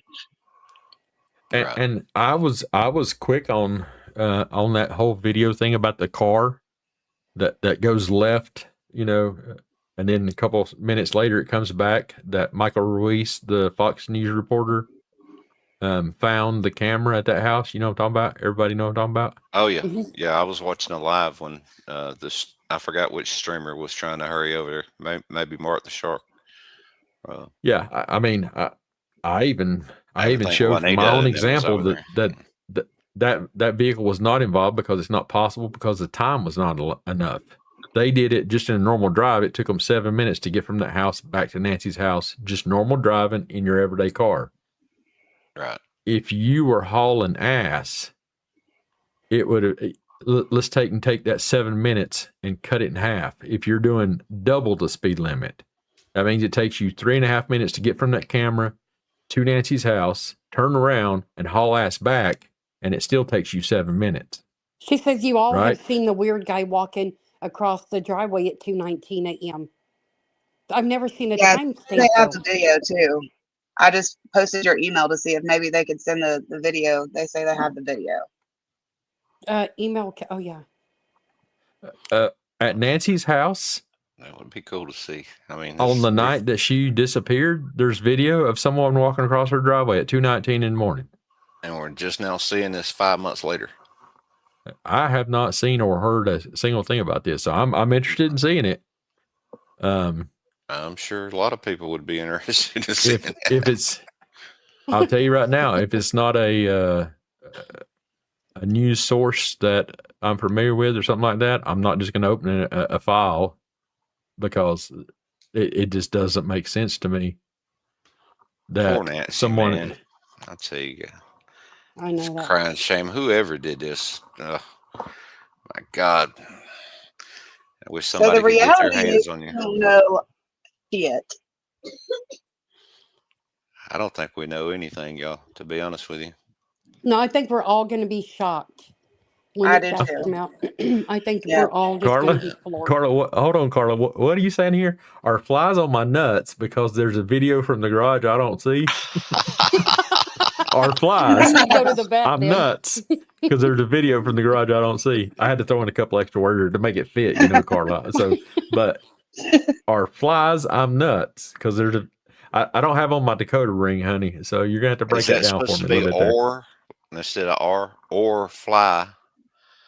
I'm nuts. Hill said it's not Nancy's. The driveway above her house on the adjacent road above her house. Oh, up there where that smart home is? Where all the lights and everything are up top. The construction people live. Alex's apartment. Yeah, his island right there. You got it. Well, they call it Poop Tent City. Right. Okay. P tent. Les Honer, I'm interested in hearing your opinion on this. I'm gonna dress up like a P tent for Halloween. A&T thing doesn't make sense. I probably advise you against that because there can probably be a lot of people that want to jump in there with you just to test it out. Well, if there's room. I live in Arizona. I might get arrested. Well, okay, there you go. It's probably worse. Giving you if it was Sue Ellen's, they never did turn. She never turned her camera footage over. She refused to turn it over. Mm-hmm.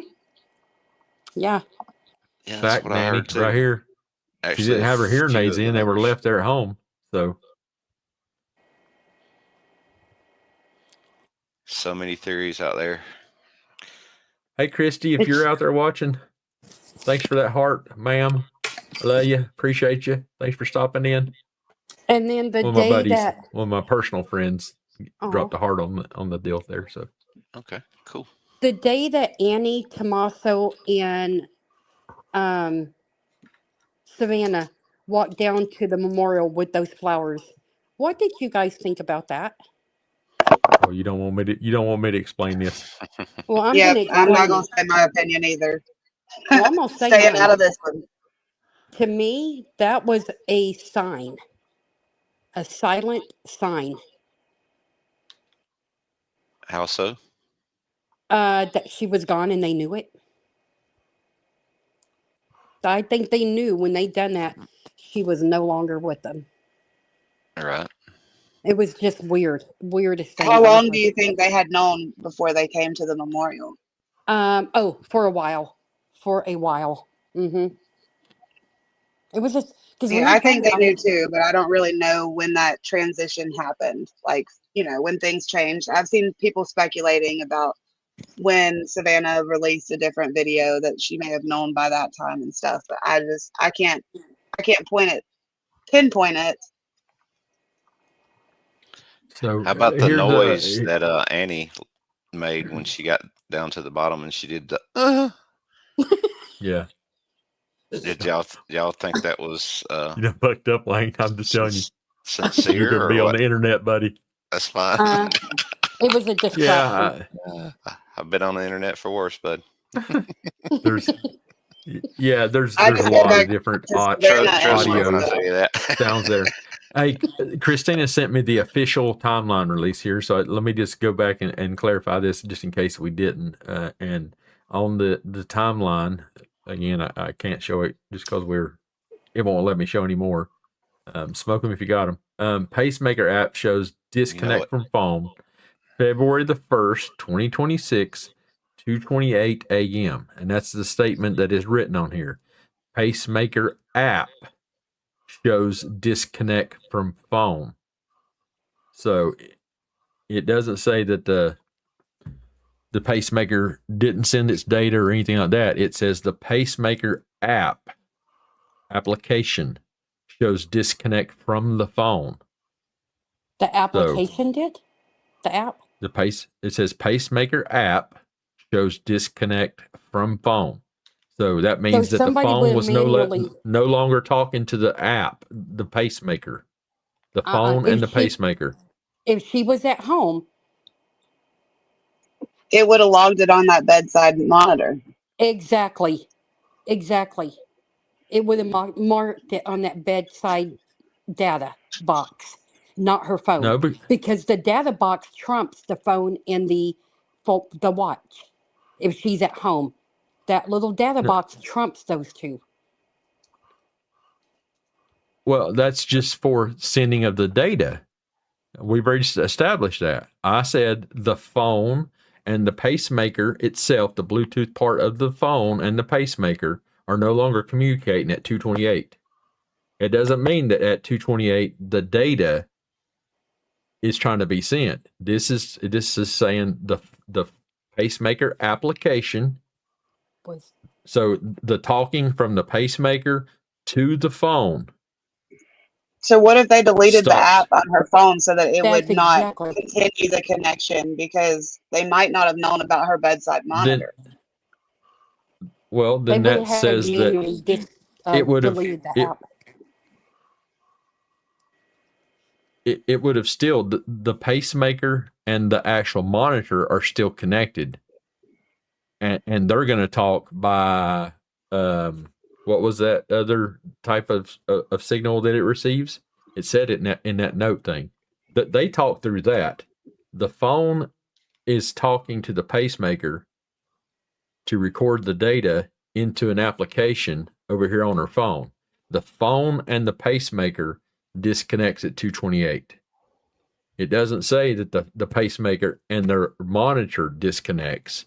It says the pacemaker and the phone app. Pacemaker app shows disconnect from phone. Which means they got further apart than 33 feet at that point, which is, we would suspect, is the time that she was removed from the house because the phone was found at the house. And again, that could have occurred somewhere else. The separation of those two occurred at 2:28. And we know the phone was found at the house. So that's what I'm saying. That's why it's important to know from the data log set of the rest of the phone, its movements and all that stuff, if the separation between her phone pacemaker, the phone and the pacemaker itself separated at 2:28. Yeah. Yep. And even though we may not know where the phone is at, if at 2:29 it shows the phone leaving Annie and Tommaso's house, and it travels to Nancy's house, then that would tell you that something occurred over here, that the phone and the pacemaker are no longer talking. It doesn't say that, something happened. The separation could have occurred. I can't, that part I can't say, because I was going to say that the separation could have occurred over here and then the phone was sent over there, but it would have had the data. Yeah. It would have the data of something occurring, Yeah. It just tells me that her phone was near her pacemaker and it disconnected. She was removed from the house around 2:28. 2:28, and now her pacemaker is away from her phone. And to me, that says she was definitely at home. And it kind of lines up for when the software. I agree. You see the porch guy at 147. Okay, and it says that on her too, and that says the doorbell camera disconnects. Right. At 147. That's what the official statement on the timeline is doorbell camera disconnects, which it no longer is connected to the Wi-Fi of the house. And then they're in the house. They're detected, software detects person on the camera at 2:12. Now they're in the house. Okay, now the next 16 minutes is going in there and getting her up and getting her to the door, and evidently she had to go out the front door because of the blood, so she probably needed a key for the deadbolt. Get your damn key, open this door, that kind of thing. So stop and think about that. That right there tells you it wasn't someone creeping down the hallway and the camera detected them and we got motion at 2:00 and someone sneaking down the hallway to go find which bedroom she's in and not knowing which room to look in. It tells you that it was somebody who went through that camera motion with a beeline, with a straight knowledge of where I need to go to do something and get her the hell out of here and get her out of the house. In 16 You know what I'm saying? minutes. Yeah. Yeah. So if for instance, a person who just randomly done this, you're not going to have just one camera in your house per se, and they were only caught on the hallway monitor. You're going to have somebody who's looking through the whole house, and you may have a camera in the living room looking at the back door. You may have a camera in the living room looking at your front door. Crossfiring across your shots. So someone would have been picked up on multiple cameras type deal. So I don't see them like going in there. The porch guy is taking that camera off before they actually go in the house. So are they took that porch camera off and then again in my mind back around, broke the light, the floodlight, broke that, and then made their way in through those back doors, propped up in the gate, broke the light. But again, there was no signs of forced entry. There's been no reported signs of forced entry. Yeah, they could have been given a key or known where a key was left. Access was granted. Yeah. Yeah. And then, then they go in, the back doors, everything's propped open, make a quick getaway. Going to take her out that way. Decide that she's not going to be able to make it that far with the mobility issues, and make her open the front door. Take her out the front door. That's why I want to know if that was left open or not. Take her out the front door, put her in the car, and then they're gone. Which position the lock was in. When he says left open, he doesn't mean just propped open. He means which position the lock was in. Was it locked or was it unlocked? That makes all the difference on those doors. To me, it does. And that's where Chris McDonough is at, too. He wants to know about that door. He's like, it's going to tell me a lot about this story, if that door was locked or if it was left unlocked. And Glenn's brother, Brian, he was in the crime department at wherever, I don't know what state he's in, but they brought up the fact about them going to Annie and Tommaso's, and they brought up about the luminol test, and the house went dark and they were taking pictures, and somebody said, well, they went back there like 4 or 5 times. He said, then Well, was he strange too. said if they went back there that many times, that's where their focus is. If they went back there, FBI went back there that many times, that's where their focus is then. I Yeah, and agree. that was on Thornbridge X Unfiltered, right? And that was Yes. Brian. That, And you say, did you say that's Glenn's brother? yeah, Brian is Glenn's brother. Gotcha. Yeah. Gotcha. And he's the He was, former detective, right? yeah, he was very careful what he said. Did you watch it? Yes. Yeah, Yes. he was very careful what he said, which I understand, but he did say that they were, if they went back there that many times, that house is their focus.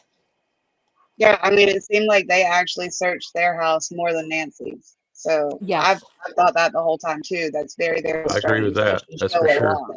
She could have been hurt there at that house, at That's what least, I'm you thinking. know, at the very least. Something happened there, and maybe it wasn't even related to Nancy, but they were cluing in because they had been there to search to begin with.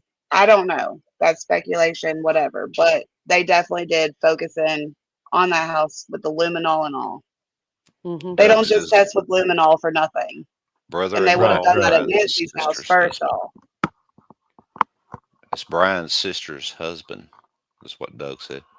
Doug knows his stuff. It was Brian's I was reading these sister's comments, just laughing. Oh, he has Sorry. a brother-in-law.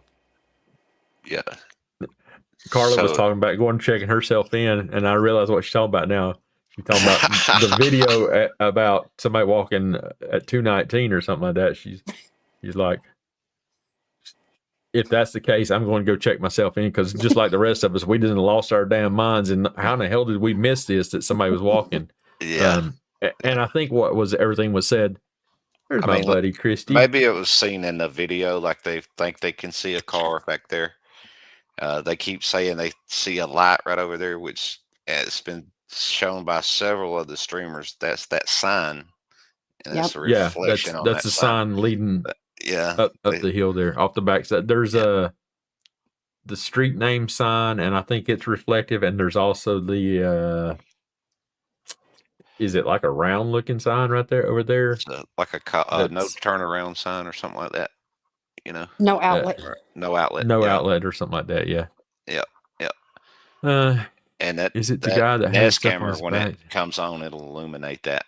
You know, and it was a full moon too. So true. I'm not seeing everything when they changed the settings on the video of the porch guy, and they see a car, and you know it's backed in or it's pulled in straight, or they see a person over here, see a person over there, all that kind of. I'm not seeing all that stuff on the one still video. I do say I've seen this tonight at the same place where they show the still of the guy there on January 11th. It looks like he's holding something in his right hand. Yep. Because you can see it. Somebody was asking me about that last night. Just real quick, read that comment that I've got posted there, Psychic Rider. Yeah, I agree with you. We all do. We want to check every damn one in the neighborhood, especially that one. Should we go up there and knock? We're here to do a meat check. We want to make sure you've got plenty of food in your freezers and all that stuff. We're here for no other purpose. We just want to make sure your refrigerator's running away. Hey, we could bring one of those and all that stuff trucks around and see if we can give her a really good deal on some meat. You know. Yeah, exactly. That's what I'm talking about. They do that out here, but you know, we know what our purpose is. We just want to validate there's no one in your freezer, you know, type deal. So it's just one of those things. Just tell her we want to check her meat for mad cow disease. Right. We're from the FDA. She's gonna say, "Get off my property." She acts like a mad cow. You can't park there. We're all at the same spot you at. We've discussed it. We've theorized on it. We think about it, and we're like, well, what the hell else is there to say? We just need the damn answer now, just to figure out if we're right or not. Right. Absolutely. Yeah. I have to say, with the way she's acting, and she's willing, you know, and who knows if her and Nancy had any kind of differences whatsoever, you know, she may have hated Nancy and vice versa. And she paid people to move boulders down there and put them on the side of the road and dead cactus.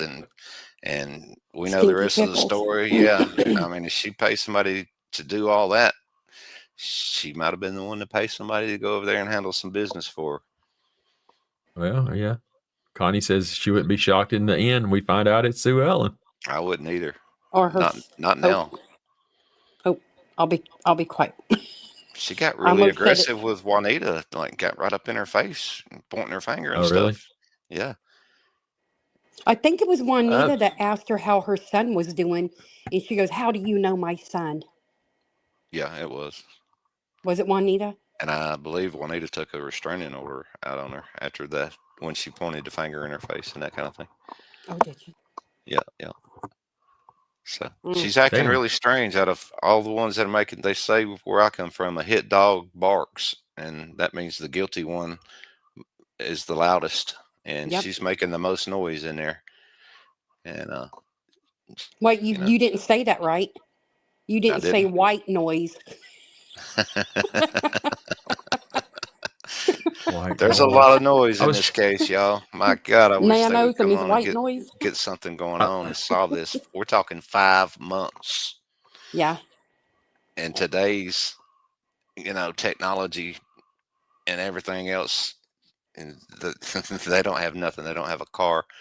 They don't have anything. No leads, no suspects. And they were going full force, wide open. Let's go get Carlos, Pima County. Let's go over to Luke Daly's. Federal. I mean, when they went to Luke Daly's house, you would have thought the United States Marine Corps was going in there or something. With as many people as they had that night. I don't know if y'all were watching it live that night when they were raiding the house. That he wasn't even there, but wow, there was so many people. The SWAT and everybody was in there. So I thought for sure, this is the guy, but no. And since then, you talk about Rio Rico. It wasn't as bad with Carlos. That was Pima County that went down there. I watched that too. Yes. And I watched JLR go down there and give somebody a ride up the mountain and come around the backside. Yeah, I remember that. Yeah. That was check out this comment from Connie here. Connie says, "I think Savannah already had her declared deceased prior to returning to New York." I do too. It's definitely a possibility. She hasn't been back, has she? No, not that nobody knows of. And I feel for her because a video came up when I was looking for this timeline a minute ago, and I just seen her there with the tears coming down her face and everything, and I could just see it again, like I was seeing it for the first time. And I could see that it looks really genuine. There's really pain going on right there for her. But I would like for her, begging for help and that kind of thing, come out and thank some of the people that are out there walking around the desert, risking heat exhaustion, snake bites, everything else that's out there looking for your dear mom. Come say thank you. Yeah. For God's sake. I asked her to comment on X. I tagged her in the post, and somebody went all kind of crazy on me for them. Yeah, they're protective of her. Doing that, for asking her to publicly state something. Look, so I do too. And this is the first case that I have seen personally. I'm sure there's others, but personally, that the family was not involved with searching. Either by I agree, having volunteers or staying connected with the law enforcement groups that are searching. Something. They're not doing anything, and it blows my mind. No, they're I've seen you laughing at that? You laughing at Carla's comment? I knew you were. I can hear you back there. They're too busy running from YouTube streamers. You know what I mean? Hey, they're closing in on us. We're trying to get to this Airbnb, and the camera let's people are closing in on us. It wasn't even the YouTube, the streamers that was doing it. It was what's his name? They act like the porch guy was after them or something. It was TMZ that went and found their place. Did you see how they treated them? We were talking about walking to the mailbox. Everybody gave them respect. They stayed back. They didn't ask them one single question. Exactly. They're, and you see how the community has brought flowers out there for your mother. And let me just say it this way. Even if you as a family cannot physically get out there and search for your own loved one that is missing, something has happened to them, whatever. I don't care if you're sitting in a wheelchair because you can't physically get out there and do the searching. You're at least appreciating the ones that are. Why saying can't you something. give out bottles of water to those people that are out searching for you? Absolutely. Why can't you, just do something? Anything. Yep.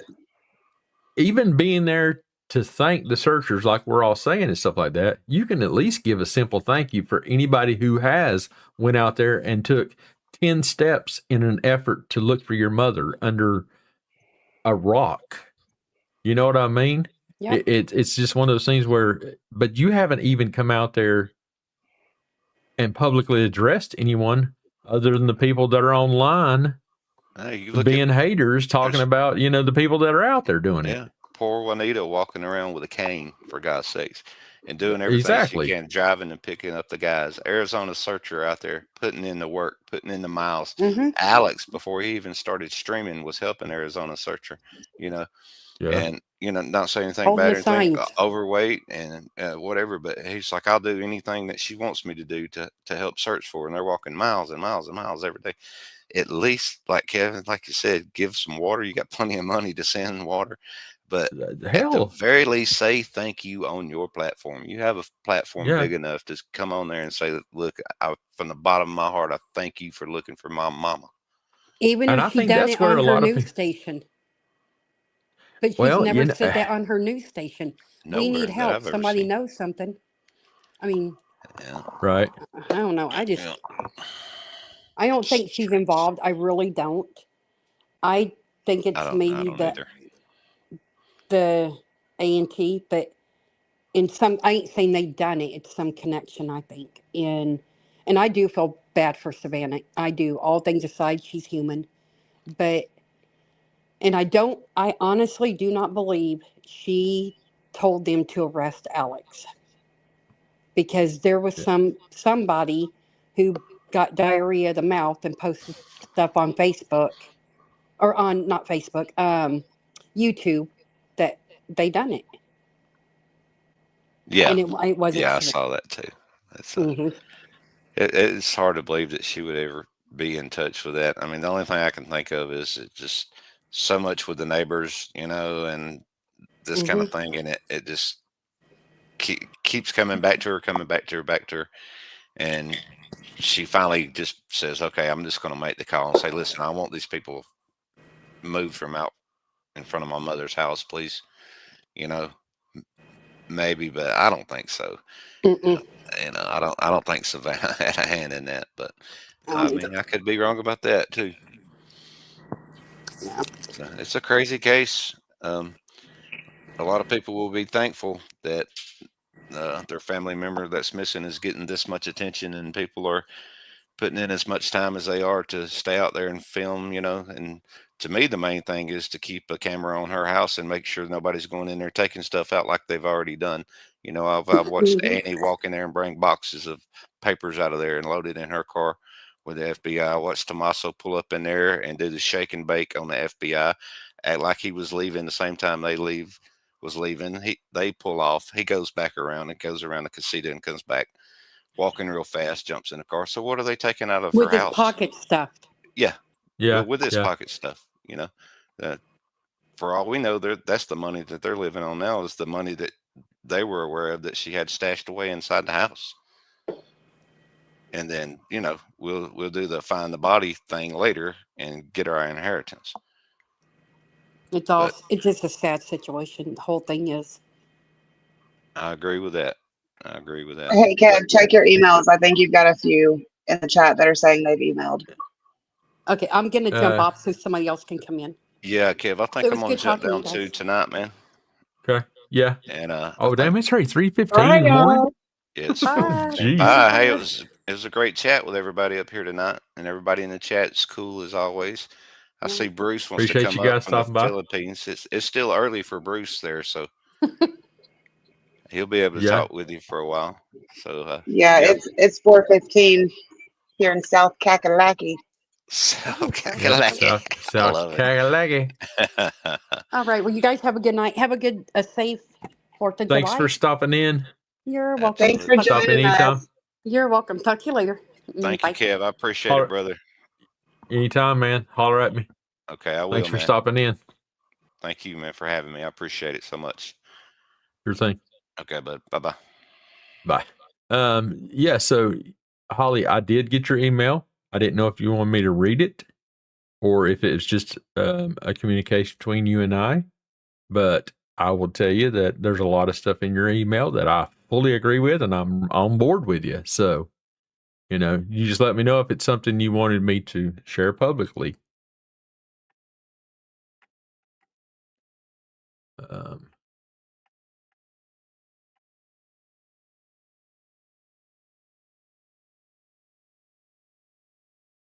Tell them. Don't make me have to damn send Cheryl up there to damn talk to her in New York City, if that's what you're talking about, Cheryl. It's time for her to talk.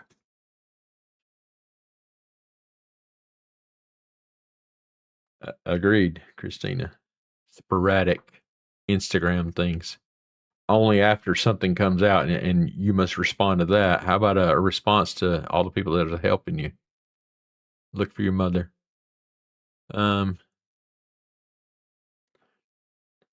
There's a fact right there, y'all. They are lucky to even get the coverage. There are missing people's families that would love streamers making noise to search for their loved one, and yes, absolutely. That's the truth. That's the unfortunate part for a lot of people is they don't get that coverage like the Guthries have received just because of their name and stuff, it's a fact. And a lot of people would love to have that coverage.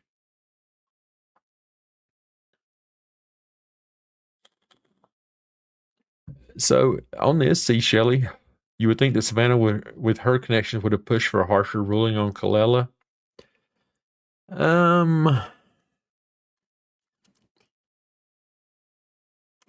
I think maybe if there was,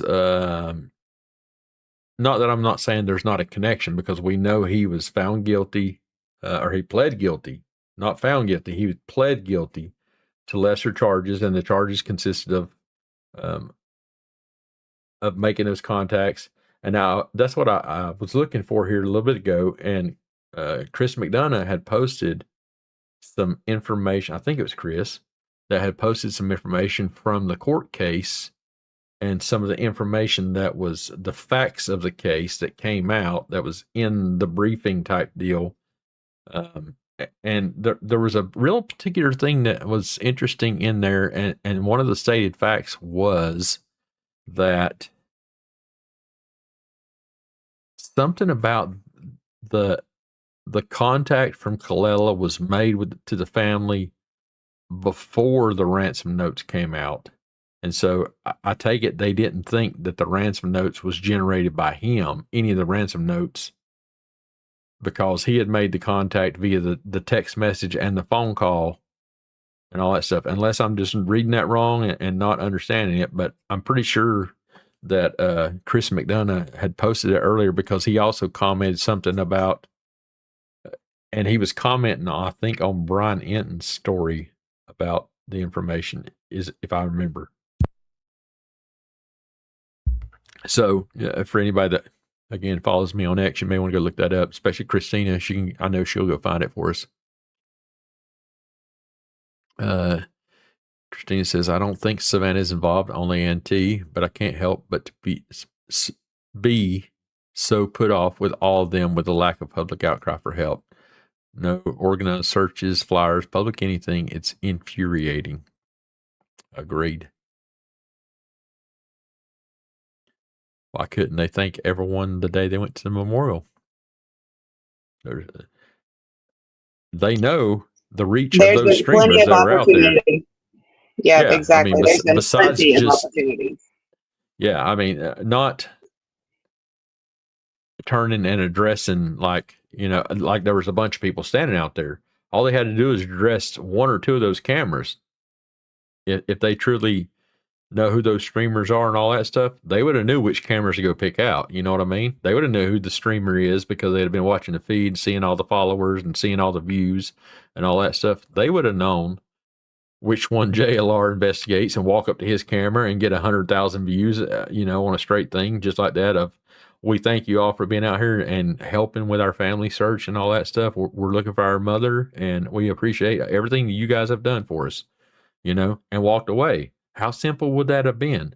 And I know I'm not the one who's standing there and going through it and all that stuff. And I'm sure it would have been difficult to do. But still, through your tears and your heartache, you could have walked over there and said something just that simple and walked away and left it at that. And it would have spoke volumes to a lot of people.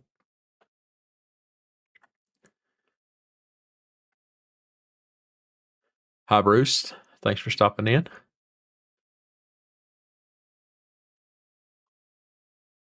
Hope the weather's great down there in the Philippines. Since you've already passed 4th of July a couple times for us. Way ahead a couple hours. So, was he ahead or let's see? He's on that side.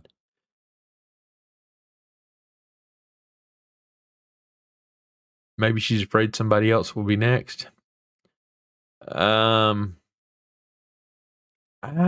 don't think so. She's got Savannah herself has a security detail. That's the guy that was walking down the driveway with her that I've felt maybe the guy who helped clean up and was seen on porch cam.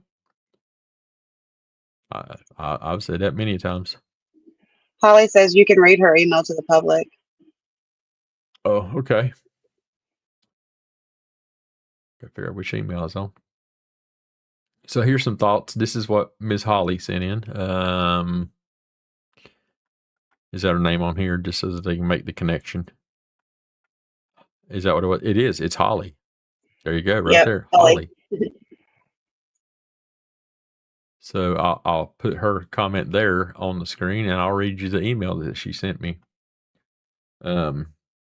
Just a few thoughts on Nancy Guthrie case. If all ransom notes are fake and the FBI knows this, then why is there only one guy who has been caught for sending one in? What if the FBI knows it's a family member and they are getting other family to go along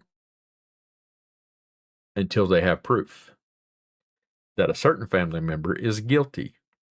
I saw a case like that before, and the poor family played along with the other family members, pretending they believed they were innocent until police had enough evidence to convict them. Also, I'm sorry, but people say Savannah isn't acting right, but I'm also disappointed in Cameron. I don't know if his name is Cameron. I say it as Cameron. That's what I've always known, but some people are saying it's Cameron, maybe in Vermont. Cameron, reactions to this. He is the oldest, the only son, which I would assume he took over the father role in the family after the passing of his father, and he's retired military. I feel like he should have made a more stronger reaction to his mother being missing. And if he thought that if he had something to do, and if he thought that it had something to do with who his sister is, then you would think he would have gone on every news station threatening the person who took her, maybe get some of his military friends to join him in searching for her. Another thing, him telling his sister that this was basically her fault was BS. How absolutely horrible if he did that. I would never do that to my sister because I would never want her to have to carry some kind of guilt for that. This family is not what they have portrayed. I truly believe the whole family is involved in this. We actually have no proof that she was actually taken. The blood on the front porch could have happened previously before the police were ever called, like even a few days before. We don't know how long those drops of blood were there. I can sort of I'll tell you in a minute. Well, let's talk about it now. Whenever the porch guy comes up on the porch in the camera to get the camera, the blood is not there. And that's a fact. And then once the camera is taken away and we have the reporter walk up and sees the front porch, now there's blood on the porch because blood would have been visible on that camera footage as he's walking up there to remove the camera. And there is no blood on that porch, right? Whenever you overlay and look exactly where it's at, the floor mat is there and there's no blood in the area, and it would show up as black dots all over that porch from the infrared camera. And that's just a fact. There was no blood there whenever the guy came up to the porch to take the camera off the front door. Also, I don't know anyone who would have had their 84-year-old mother living by herself in such a dark area of town in such a high crime community with no security system and no cameras with a subscription. That in itself tells me how close and how concerned these children are for their mother. I think the porch person is family and it was staged. I believe this whole situation is staged. That's my opinion as of right now on this case. Ms. Holly.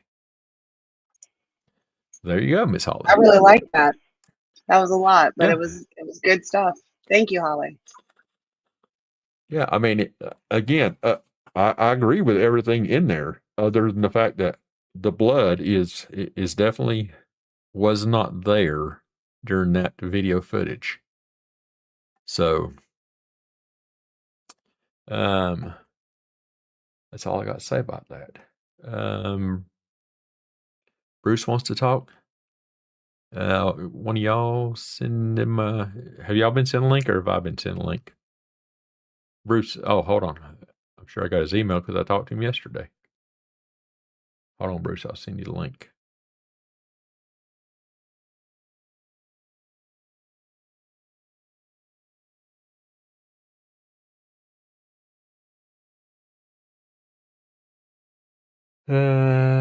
Bruce, did you email me yesterday, or did we just send it to you in chat? Did one of the mods send it to him yesterday? What was that? I didn't hear what you said. I was asking the mods, did anybody send Bruce the link yesterday? Because I don't see him in my email. So I posted the email again for him when he asked to come in. I'm not sure if he got it, but I think he emailed you yesterday, didn't he? So he should still have it. I haven't deleted any emails, so.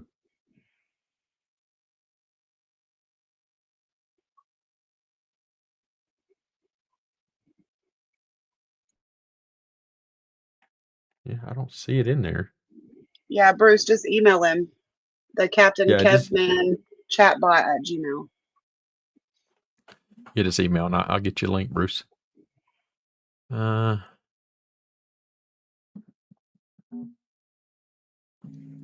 Right there, just in case you need to see it. Michelle Shining Light Tayro. Which one is she? Michelle Tayro, is that what we're calling her?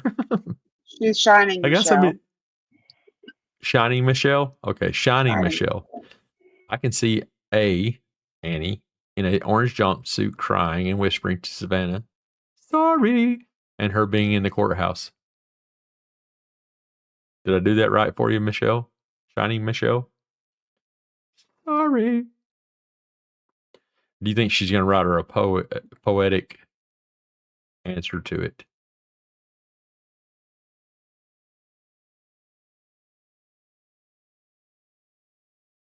Oh, you don't even want to know, Psychic. People have been coming into my chat, I think yesterday or somewhere, or I was in somebody's chat or something like that, and somebody was posting some shit that they said I was saying all kind of stuff about Nancy in a derogatory way. I mean, people make up all kind of stuff. Just they say whatever they want to say. If it's what gets, they're going to say enough crazy shit that people are going to go, does he really say that? And they're going to end up coming over here and subscribing and just hanging out, and they'll find out that, well, hell, he didn't saying that shit. So.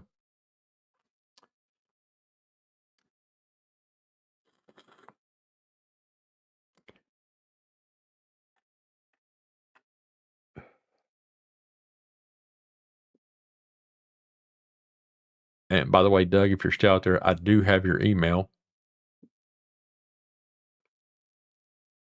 for the purpose you sent it for. So just letting you know, Ladybugs, I have yours, but we got you taken care of. And Bruce, I don't see you. Did I?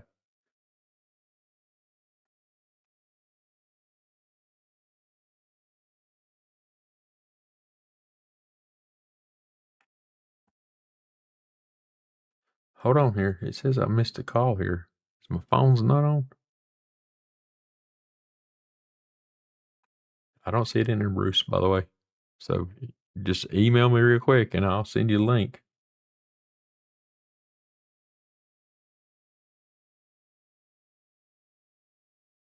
Somebody tried to call on it. And I think it's the same number that did call me. It is. Oh, hell, that was a long time ago. So we spoke to her. Dang, it is getting late, y'all. We've been up for a long time the last couple of days.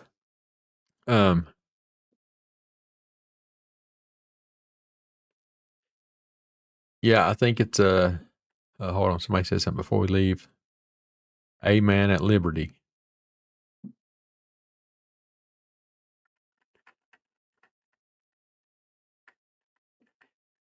Yeah, there's a ton of comments here. Okay, thanks, Doug.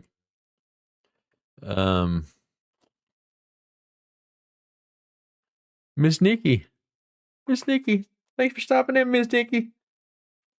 She says, much love on your stream and chat. Hi to the mods. Blessings always and love. Happy 4th to everyone. Happy 4th to you, Miss Nikki. Nikki, we love you. I was just going to shut it down. I mean, it's 3:30 in the morning. Last night we went till 5 in the morning. You know, it's a little different for you people out there on the West Coast areas. Y'all are 2 hours behind, so it's not as bad for y'all yet. But us people in the Midwest and for those folks out on the East Coast, like some in my chat here, you know, it's pushing 4:30 in the morning for them already, and a few have already dipped out and all that stuff. So thanks for stopping in, Ms. Nikki, and hopefully I can stop over on your stream or invite you over to my stream, and you can reshare, and we can have a mass joint communications thing if you're still out there listening. So you have to be, because it's only a minute ago. So, but much love to Ms. Nikki. Make sure everybody's going over there and hitting up her YouTube. Nikki's Unjust Stories is her channel. Make sure y'all are doing that. So, again, thanks for stopping in, Ms. Nikki. But yeah, look, Cheryl, it is true. President Trump just got back probably 30 minutes ago to Washington, D.C. So we have nothing to complain. Even the president's still up and still working. So I agree with you. But I'm just glad we didn't have any string accidents tonight. Well, yeah, we did. Stream accidents? String. We had 2 to get here, honey. We had 2. We switched from Streamlabs to Streamlabs. Yeah. String, like string coming out of the doggy string. Oh, well, don't call it string, call it rope. That's what it was. Rope. That's right, rope. Ginger and her rope stories. Thank you, Miss Nikki. No strings attached. Yeah, I thought you were talking about stream, and I'm like, yeah, we had to try it twice. Yeah, I'm just hang out just for a couple more minutes and let everybody say hello to Miss Nikki. And yeah, we'll probably shut it down for the night just because. Oh, thank you, my friend. I appreciate you. It don't do it on here with all the bling, bling, blings and all that stuff. That's why I really like the other thing, because it's interesting and lets people know that, you know, great friends like this are dropping those comments and those super chats and those super stickers and all that stuff. And I appreciate everybody that does that. Many of you do that, and sometimes I miss them and stuff like that. But those other things let me know stuff.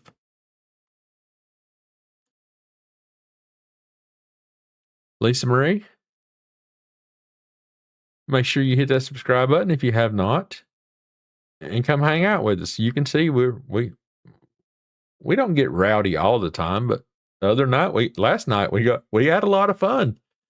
we talk about it. If somebody brings the conversation and brings the topic, we'll talk about it. It doesn't have to be just true crime and all that stuff. That's what we have all the other channels for. When you go in there, you better stay on subject or somehow damn light into you. Here, if you bring it, we want to talk about this, we'll talk about this. But if you want to talk about that, we'll talk about that. We'll talk about what's going on in your neighborhood. We'll talk about what the hell they're selling at Walmart today. I don't care. It's just about the conversation. We talk real life. We talk true crime. We talk whatever you want to talk about. So I hope it encourages you to come back and just hang out with us. You'll see and learn a lot of the great people that stop in here. They stop into many of my other friends' YouTube channels as well, and their friends. So love and blessings, and be safe today. We'll be safe. Hell, I'm sleeping, honey.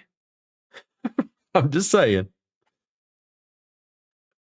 But yes, thank you, Miss Lisa, for stopping in, and thank you, Miss Good night, Nikki, for Nikki. stopping in. Thank you for Good to see everybody ya. stopping in.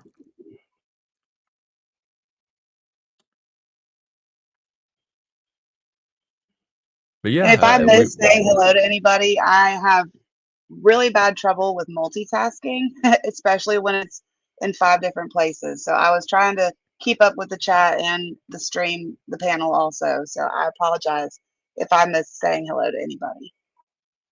So y'all make sure y'all give the mods in here a great big hand and share the love with them, because they're the ones that keep this stuff happening, y'all. I'm sitting here running my mouth, and if it wasn't for Truth or any of the other mods that are here, still in here right now, or we're here, Katie's gone. You got Miss Cheryl, Liberty and Justice for All. There's a few others that have been here, so they help keep this thing happening. We're not big yet, but damn, can you imagine what it's going to be like if we ever do get big? I'm going to have a bunch of help.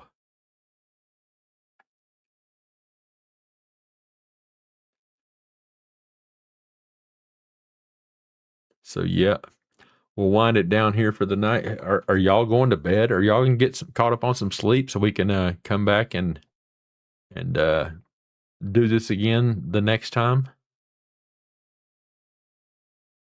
Thanks for stopping in, Miss Sikorsky. Appreciate you. Yeah, we're just getting ready to wind down. We were rolling till 5. You were there with us and got a couple hours of sleep and got back up and said, hey, not that I had to be at work or anything. It's just that's the way it happens. Got back up and said, oh, hell, I'm awake. So now I got to catch up on sleep. And Lisa Marie, are you an OU alumni? I'm not an OU alumni, but I live close to there. If you're talking about Oklahoma University, you could be talking about Ohio University, or what else starts with O? They're O states. I'm going to go ahead and drop down, but it was very awesome to be up here with you tonight. And this was a good stream. Lots of good conversation. So yeah, I mean, good night, everybody. Have a good July 4th. Be very safe and stay hydrated because it's hot out there. It's cold as hell in my house. I'm just saying. I ain't going nowhere. I keep the air conditioner on for a reason. 68 but yes, here all the time. I appreciate you, hon. Thanks for being here and helping me out. And again, to all the mods, I appreciate you all. So absolutely. With that, everybody. Well, now here's Miss Sikorsky just slapping me in the face with one. Have a great night. Sorry I'm late to the party. You're always welcome. You know that. And I appreciate that super chat there. And make sure everybody turns on them notifications so you'll know whenever I go live, which here lately it's been a lot. It's been daily, usually later in the evening. So feel free to stop in anytime. And again, I appreciate that, Sikorsky. And Truth, again, thanks. Thanks to all the mods. Thanks to everybody for stopping in, hanging out with me. And I guess I will catch you guys on the next one. Much love, and we'll see you around. Get them stories, get out your notebooks, write it down, get our questions ready. We're going to have a discussion. So Thanks, everybody. We'll see y'all later.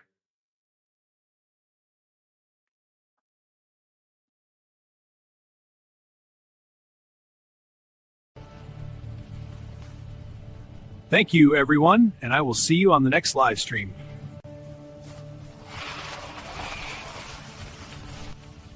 Thank you to everyone that supports my adventures with your subscription to my photography content on X at Hotwire405.